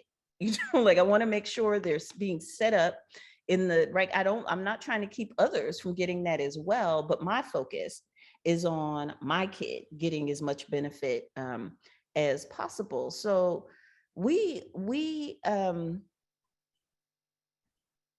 I do think, though, that pointing out to all parents that it just makes education more ineffective and more expensive when we allow it to be privatized could actually work. because you're trying to do more with less when you allow privatization to run amok. And pointing out to them that they do not, in fact, have the same kind of access and ability to advocate for their kids in many of these privatized models. It really is my way or the highway, or they're kind of like, take your kid out and go, I don't care. We'll get more, like we'll backfill, like figuring out what it is that parents actually mean when they're saying public education, what they actually want for their kids, and organizing those around that, maybe more than just assuming we all mean exactly the same thing. I know that was long-winded, and I will keep it much shorter, I promise. Well, we do have a few more questions. I mean, people have been very inspired by hearing about students filing lawsuits and so forth. And tell us, how can we adults, how can we promote helping our young people do more to speak up for their own rights in public education? Yeah, young people actually ended up, I think because in my book Cutting School, I ended talking about some of the organizing that students were doing on their own behalf. I have over the years developed really good relationships with numbers of youth organizers in different states around different kinds of issues. And the thing that they are constantly saying is that adults really need whatever you're organizing around in education, if you're doing it and not trying to reach out to and be in some kind of community with students. There are no, like, I don't know that there are any states where there aren't students organized at some level. And some, they're very organized into national or statewide or countywide groups. And others, they're just sort of in individual schools asking for, pushing back, but they're in touch with each other. Like there's an entire almost underground is probably going too far because you can find it, but there's a whole network of students from middle school on who are around restorative justice issues, testing, who are anti-privatization, because to the extent that they are overwhelmingly kind of poor first generation working class, these are the schools, they see a better shot at fixing what's broken with traditional public schools than acquiescing to privatization. So they're a kind of natural ally to groups that are mostly adults who are organizing. And what they would say is, reach out to us, find us. We're not that hard to find. Ask us, what we see. Ask us. And they're frustrated at how often, as they say adults, it's funny to hear, like they almost use adults as a weapon when they say, and adults, like, and I'm always kind of like, oh my God, now like being an adult is, just being an adult. But they're kind of like, adults never ask us. They want to talk about, we're the ones that are sitting in schools every day.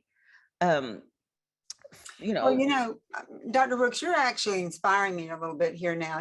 I think that I'm personally going to kind of recommit myself to trying to connect more with our students. I remember a time back over a decade ago in Wake County, North Carolina, when there had been a school board takeover by the conservative right.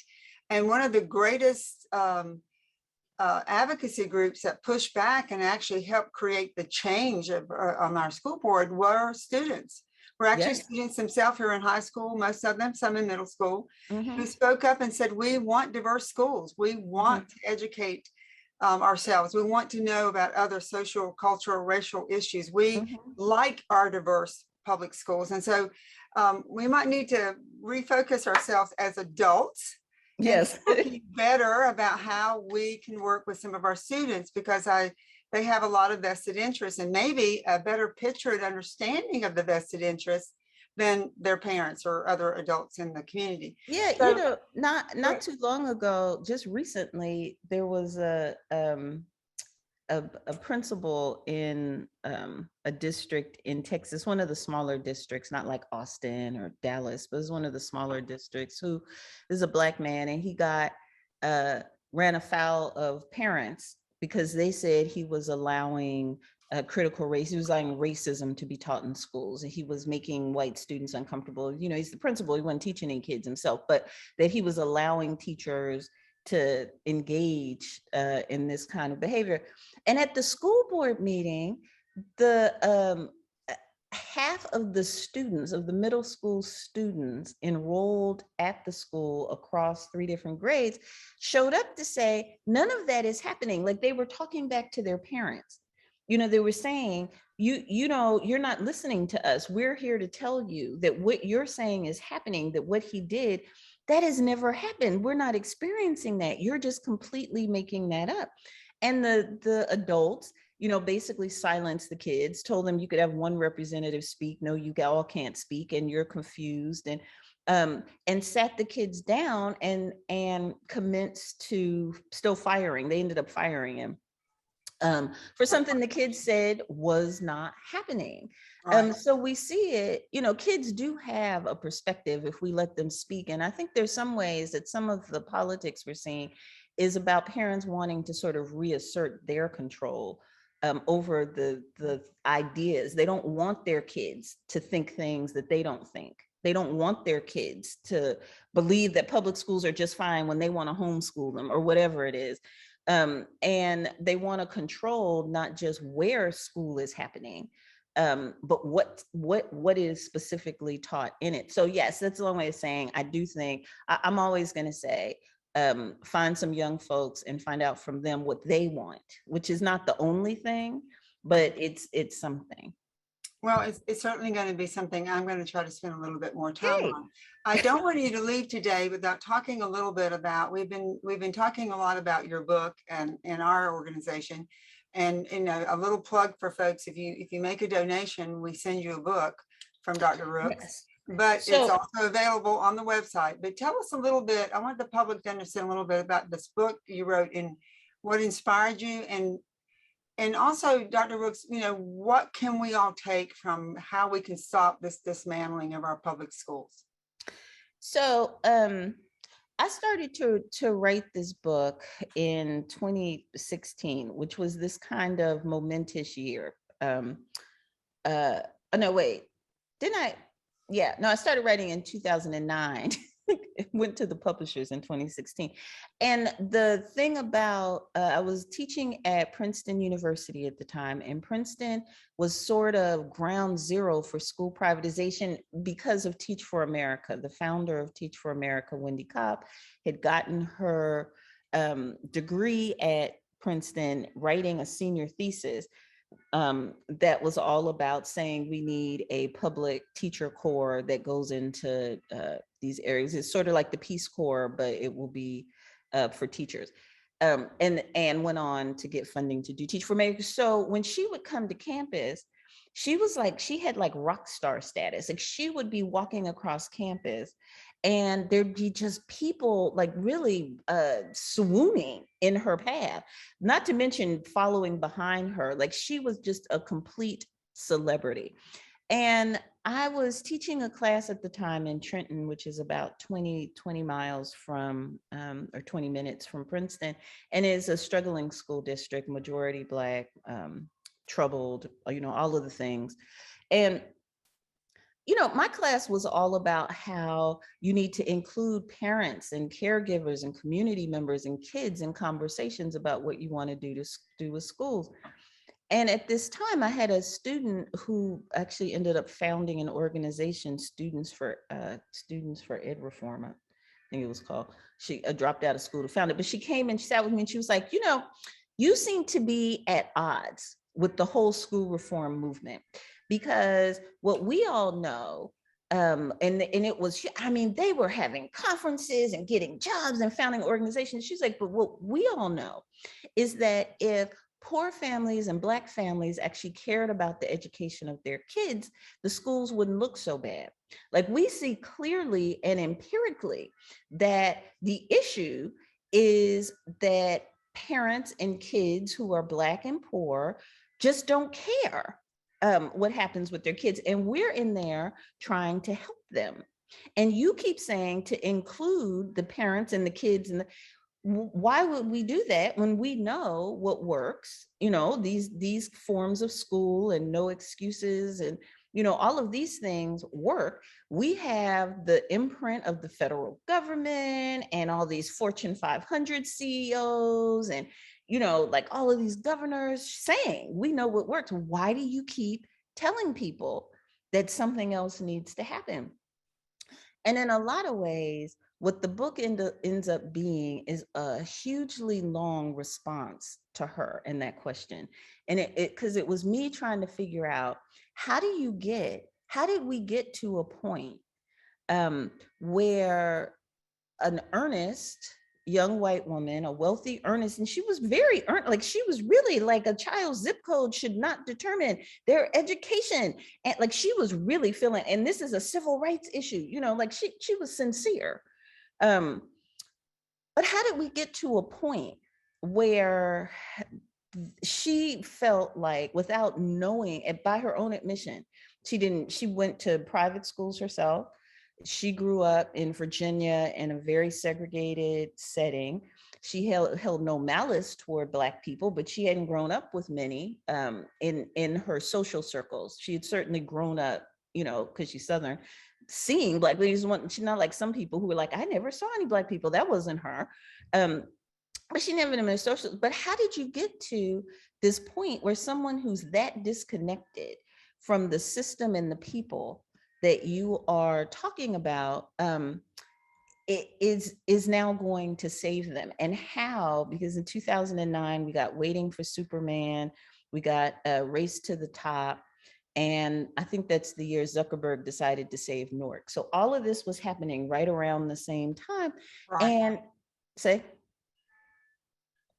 Go ahead. yeah, and so the book, I kept backing up, trying to find a period of time when you did not have government and wealthy white people and corporations trying to determine what poor kids needed how they needed to be educated, how Black kids needed to be educated, how all of these sort of masters of industry and politics, how it came to be that they were advocating for educations for other people's kids that bore no relationship to the education that they advocated for their own kids.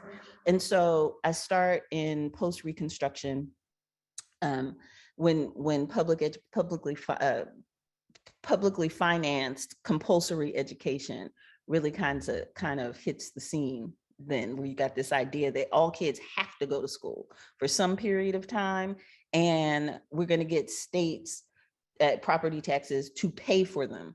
And so, yeah, I kept backing up going, okay, there has to be a period where you did not have these groups of people sort of saying, you know, we know what education is and no one else cares about it. And what I came away with is that has never been the case. I mean, actually, what we're looking at now, this dismantling, we're in a late stage of it, but it's been on the policy table. It's been in the air for a very, very long time. It was speeded up by Brown v. Board in its aftermath, but there's never been this equality of access to education.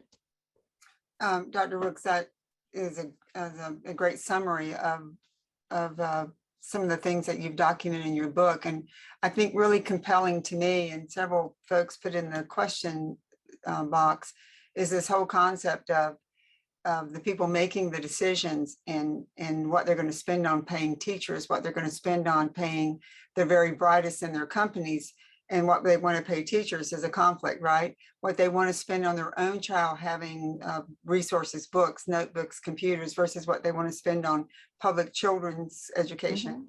Mm-hmm. So this conflict you talk about, that we have billionaires who would never choose these same settings for their own children, I think is really a fascinating point to make. Yeah, you know, a few years ago, it's funny because I was in and around New York. Like I said, I was writing this book. I was at Princeton, and then I lived in upstate New York. And New York, before the pandemic, didn't really have any kind of virtual education. Like it was just a non. So I would talk about the rise of virtual education in Florida and in I mean, part of what I talk about is where the roots of virtual charter schools come from, and how they started getting passed around. And the folks in New York were always like, we don't have that. Like, we don't even know what you're talking about. That just sounds crazy. And of course, now after COVID, everybody is now familiar with some of the inherent deficiencies of only trying to teach online. But a few years ago, there was an article that came out that talked about how all of these Silicon Valley folks who were deeply involved with education, the rocket ship, and like all these failed efforts that people are like, we're going to personalize education, use the computer. You can stay home and not get bullied, use the computer. These Silicon Valley folks and hedge funders who join forces to say, now we're going to use technology as a cheaper but better, more personalized way of educating. This article is talking about how the schools that most of them send their kids to don't even let them use technology, much less spend all day, sitting in front of the computer from age 5, whole districts. But that they're kind of like going to places where they want their kids to experience play, to learn to develop their imaginations, to have free play. They're sending them to Montessori schools. And, it's an antithesis of what they are prescribing for other kids and other people's children, for rural districts and urban districts that are struggling with infrastructure and teachers. But they're full-throated saying, but your kids could benefit from that. And you see it all over in terms of curriculum. The kids who I've been teaching for some decades now and who come from, Tony kind of prep schools, they're all over being able to talk about the history of the United States and settler colonialism and genocide, like all of the things that now you're hearing. We don't want our kids indoctrinated. At the top schools in the country, they spend a lot of time talking about democracy and the foibles of the founders and the real history. And they spend a lot of time with that. It is not, some sort of no. And those are the schools that people who sort of run things globally, or, these hedge funds, these companies, those are the schools they're sending their kids to. But they're funding efforts to make sure that other people's kids don't get it. Like that disconnect is one that I think is a fundamental threat to democracy. When we see that people want what they want for themselves is very different from what they're prescribing, what they're forcing on, what they're paying for other people, that alone, I think, should make us take a minute and just sort of say, well, why? If technology is not good enough for your kid, you think that developing the imagination and developing creativity is better for your kid, and having research that says is better for your kid, or the dirty little secret that most private schools do not have standardized tests in the way that public school kids experience them. They may have some kind of test. It's not what public schools have been mandated to do, but those are the schools you send your kid to while you make sure everybody else's kid has to start being tested in the 3rd grade and is doing it twice a year, and that it matters, that it has high stakes.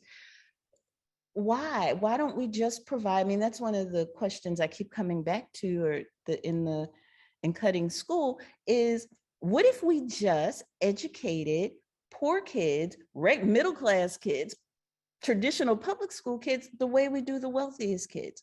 If we use the educational practices in the schools and the classrooms that these global elite have deemed, the curriculum that they have deemed good enough for their kids, what if that was the basis for what we decided our kids needed? The smaller classrooms, the highly qualified teachers, the imaginative instead of lockstep curriculum, to encourage and support, to say at the end of the year, here are the things your kids need to know. You get there in the way that makes the most sense for your classroom of kids, which is what happens. I sent my kid to private school. I know this is what happens. And that disconnect that we are, in a sense, fighting for less and less for our kids in public school, fighting for less and less space, fighting for just, could you test them a little less? Could you come up with some way, could we just have a few fewer students in a classroom? Can we pay teachers enough so that we get teachers who can stabilize the aspects of their life so that they can focus on our kids? Like, these are small, to me, these are small things. It should not take a revolutionary type movement, a grassroots movement, to get these basics when, you wouldn't accept many of these policies you wouldn't accept for your kids, very rich people. You just wouldn't. Exactly. And that unfairness is, for me, I think is us not noticing and pushing back against that unfairness speaks to the dismantling and disruptions of democracy and a shared democracy, that we don't even see it or don't even really think it's worth bringing up. We just are sort of like, please don't take our public school system. We don't have that much left. Like, you're winning, you're eroding, you're winning. Can we fight for less? It's a little scary moment, I think, not to depress people here on a Saturday morning. But Dr. Rooks, it really is. And I think acknowledging this and strategizing about what we can do, because, giving up is not an option. And I love the way in your book and in your conversation today, you tie the very nature, the very soul of our country, right? Our democracy has been built on freedom to have our own voices, freedom to be educated and to learn and to make decisions and to vote. So everything that depends on that basic sound education that we've actually built our nations on. And the threatening of this and the disconnect that you're saying is startling and very frightening. I mean, help me tie this back, because as you're talking, I'm listening to, why don't these folks that are, want the same for their kids, but they're wanting the other. I always am thinking while you're talking, how does this tie back to the Wall Street, to making the money, to the money motivation behind some of these attacks on public education, that, I can afford to take my children and give them these things, but now I'm talking about making money or my investments. And how can we get Wall Street out of profiting from public education, taking our public education tax dollars? I mean, it's scary. It's almost impossible to think about in this particular, everything seems so precarious, right? And we're so divided. It's not even between Republican and Democrat. It's sort of authoritarian dictatorship and something else. I mean, it's a little scary, but I think some of what I talk about in the book is how Wall Street in the 80s, late 70s, early 80s, when the whole free market rhetoric, it starts a little with Nixon and his embrace of an economist, Milton Friedman, and by the time we get to Reagan, who was big for free enterprise and let the market decide, the amount of money in the budgets, the overall budget for public education, which is like 600 billion. I mean, other than healthcare, there's just no other sector, as they like to call it, the public school space or the sector. There's nothing that has that kind of impact, and so few sort of controls over how it's spent. So it is ripe for kind of, let's come up with schemes that we can figure out how to get in there and make value for our shareholders. And that joining of hedge funds, Wall Street, and the open door, I mean, this is getting a little abstract, but I do think it's true, that kind of open door between our elected officials and folks who are coming from and going back to these entities and spaces where everything is make value for our shareholders, except the government part. No one's trying to make value for shareholders, and poor people and even middle-class people, we don't really have lobbyists to protect our interests in the same kinds of ways. I mean, if you're a part of one organization or another, like I guess you could hope AARP is doing that for you, but these other folks that are billionaires or just multimillionaires or just really, we're arguing over is $400,000 rich or not. I mean, people who have access to that kind of money also have access to lobbyists who advocate for their interests in Congress and in state legislatures and pay basically to have their interests seen to. The turn that has to take place, like the only hope I think that we have is to disrupt that. As long as you have politicians who are beholden, and the story that I told about Detroit, they undid the entire will of the voters in Detroit because two people who are in the construction trades and are millionaires and were used to getting government contracts use their contacts to go run to the governor and say, this can't stand. We need you to turn it around.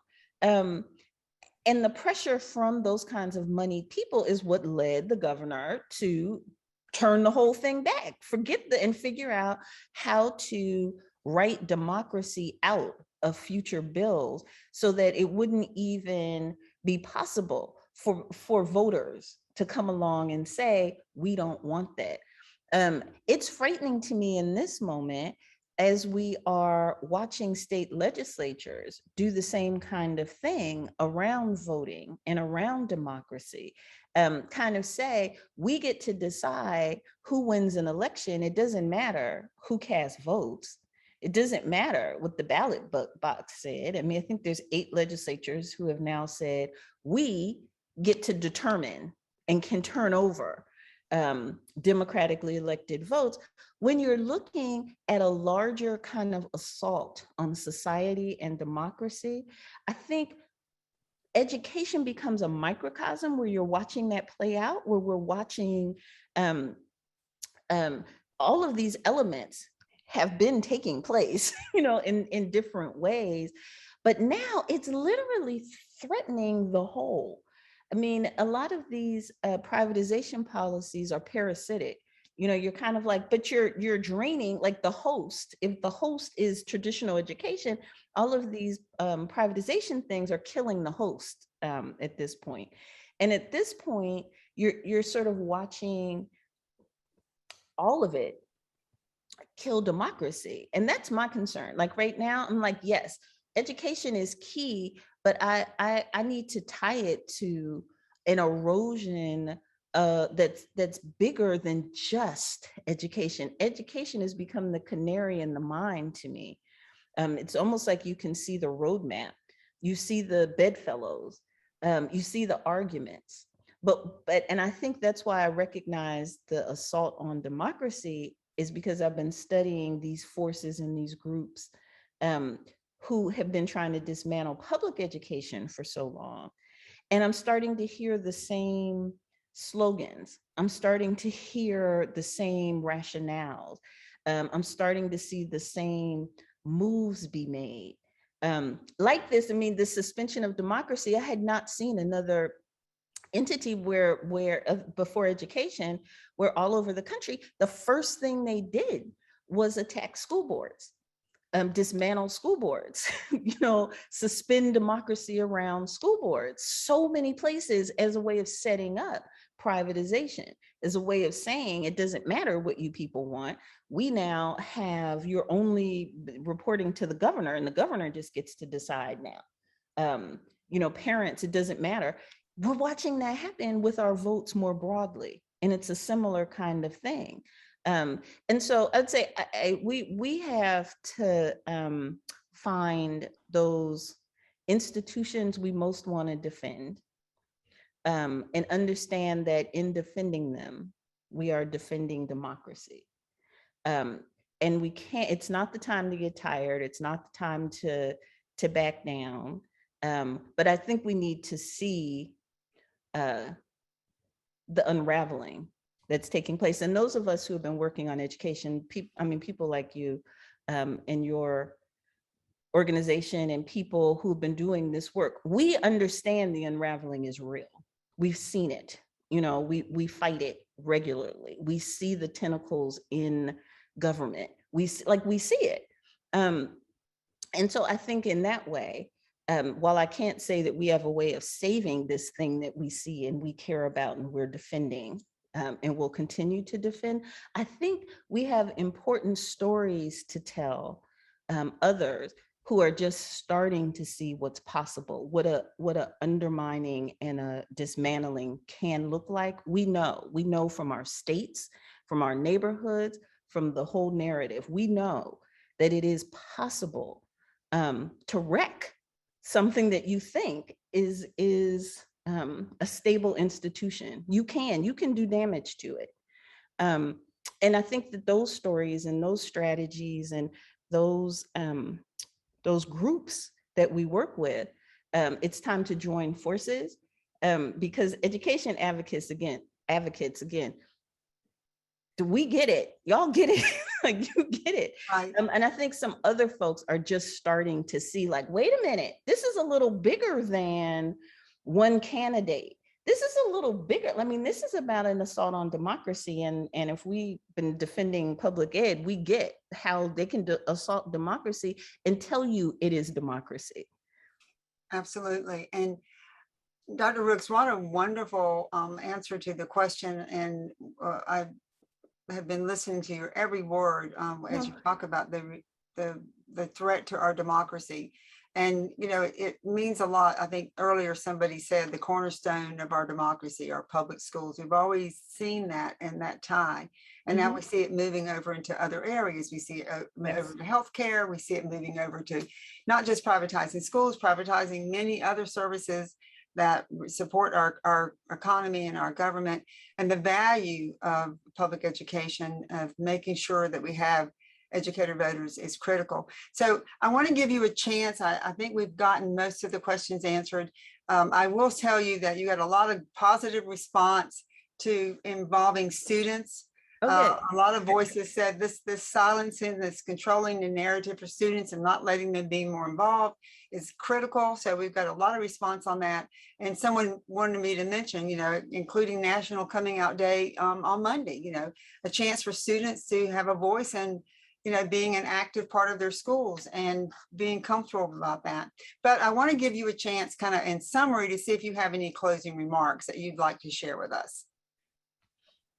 So let's see, I would say, while I can be doom and gloom a little bit, or not doom and gloom, but I'm trying to raise an alarm. I mean, if I sound alarmist, I believe that we are at a point where alarms should be raised.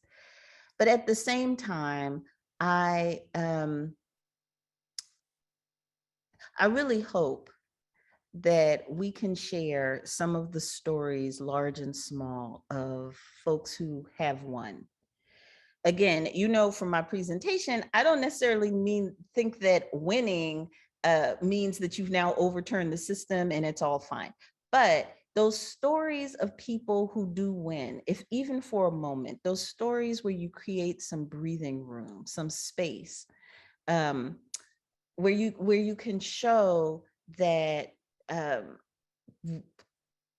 kids matter, that our institutions matter. We need more of those. While again, I'm raising an alarm and can be a little bit like, they're coming, you know, the British are coming. I have met some amazing people who are standing up as best they can. And yeah, we need more of those. And in all of our communities, in all of our organizations, we have those large and small, that one teacher who saved the one student, or who got them to graduate, or, you know, the school that pushed back against those Teach for America teachers. I mean, we have them, we do. And so the one thing that I would say is, I think a great project is to collect those, just to let people know that it's not, that standing up matters, and standing up works, and that they're not alone when they do it. So I think that's what I would say. Well, you've given us a lot of inspiration today, and we are going to take you to heart. I think that we get so busy sometimes talking about the alarming negative things that are happening, the stats, the feelings we're having. We do sometimes forget to look at the progress we have made. We still do have many great, wonderful public schools. We have a lot of wonderful, dedicated public education teachers. And we have a lot of parents and business owners and citizens in the world who still support strong public schools. So we got to tell our story. I'm listening to you. We've got to tell our story louder, better. We got to include students, and we cannot give up. And I think that's a great way to end our presentation here. Thank you again, Dr. Rooks. I appreciate you so much. Thank you so much for inviting me. It's been my pleasure. Thank you, Dr. Rooks. I was so thrilled that you accepted as our keynote, and I join Yvonne and all of our team in thanking you for your time today. We are almost at the end of our program, ladies and gentlemen, and we are going to move right along. So when we had to move our program today from an in-person conference, all-day conference, we had some other panelists and ideas that we really wanted to share with you. We knew that moving to virtual, we were going to have to reduce our schedule and shorten it. You all are remarkable to stick with us for half of your Saturday, and we thank you again for that. But knowing that we also wanted to share some really important data and information with you about various privatization issues, such as private school vouchers, we found a solution by recording this program with Jane Weddick at Duke University. And she has done a research study on North Carolina's voucher school system. And so this program has been pre-recorded, and you will receive a link to this next week, along with the link to today's recorded program and some other conference materials. You'll receive all of that on Monday. And Jane is joined by a friend of ours, a friend to Public Schools First NC, Matt Ellenwood. He is with the North Carolina Justice Center, and he talks to Jane about her voucher research. So again, you'll receive this link and you'll be able to watch it at your leisure. And I keep struggling to advance my slides. I apologize. Right now, we're going to hear just a few closing remarks from Dr. Terrence Ruth. Dr. Ruth works with us at Public Schools First NC as an education consultant and a trainer. He is a community organizer. He is a professor at NC State, and he's also a former public school teacher and principal. And it is my honor to welcome him and offer us some thoughts. Thank you, Ms. Edwards, and thank you, Dr. Rooks, for your amazing, amazing keynote message. And it's a pleasure to be here with each of you and have spent this time with you. I feel excited and I feel empowered to continue to advocate for public education. I personally often listen to great messages of leaders throughout history. And I ended up one day stumbling across a message from Martin Luther King with the title, "What is Your Life's Blueprint?" His audience was a gymnasium of high school students. He understood the role that education had on the larger fight for equality. And it was not lost on him that he was in a publicly funded school. He reminded the audience that education has always been the front line of racial justice, and that public school educators have always been on the front line of justice. Today, we see that teachers are the frontline workers in the journey for educational parity. That is why public education funding matters. That is why policy matters. And that is why you matter in this journey. Dr. King in his message suggested that our blueprint should include, one, dignity. Dignity. Dr. King said to those students, he said, do not let anyone tell you that you were not worthy.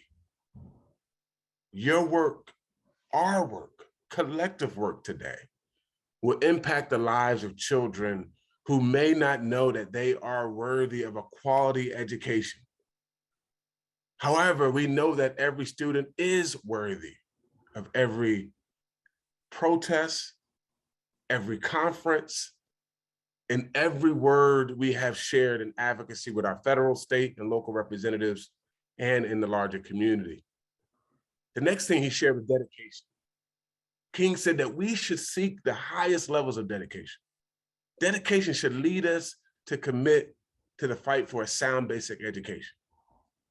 Your dedication to this effort is the difference between success and failures for thousands of students across this state. Your dedication to advocacy that seeks to secure public school funding for a sound basic education in this state must remain strong. Continue a high level of dedication in 3 ways. 1, get to know your lawmakers. Find out where they stand on public education. 2, vote for candidates that support public education. Your votes and your friends' votes matter. 3, share what you have learned today with not just your family, but your friends and your neighbor. At this critical point in public school history in North Carolina, we have to ask ourselves, why are we seeing underinvestment in public schools? Given the disappointing academic results, the growing racial disparities, and the deepening segregation, as documented in the Leandro report, why would anyone interested in equal and excellent education for all students support the funding of voucher and charter schools at the expense of sustaining quality public schools? Draining resources from public schools have already undermined districts across the country, especially those serving low-income and Black and Brown students. Time is short for rescuing and improving public education. So in closing, King knew that public schools were critical to the success of our advocacy for equality. We must remember the key role that education still plays today. The Leandro report has confirmed that public schools are still the key piece to our state's journey to finding true equality for all students. Don't lose faith. Remember that education needs to be in the public domain. Citizens like you and me need to continue to advocate. In my final words, I urge you to go to your school board meetings, go to your commissioner meetings, and create good trouble for public education. Thank you. Thank you, Terrence. All right, friends, this is our final slide. I want you to have all of our contact information. I also, I was chatting with one of my coworkers, and we're going to put the link to the voucher program with Jane Weddick and Matt Ellenwood in the chat. So you can access it now if you'd like, or later today, or over the weekend. But we will still include it with the recording link of today's program and other links to some of our charts and other conference materials. Please follow us on social media. You see those listed here on your screen. Our YouTube channel does have, again, that program with Dr. Weddick, and we've got a lot of other videos on our YouTube channel. So I encourage you to check it out there. And please subscribe to our newsletters. And thank you again to all of our panelists. Thank you to our attendees for spending half of your Saturday with us. We appreciate you, and good afternoon.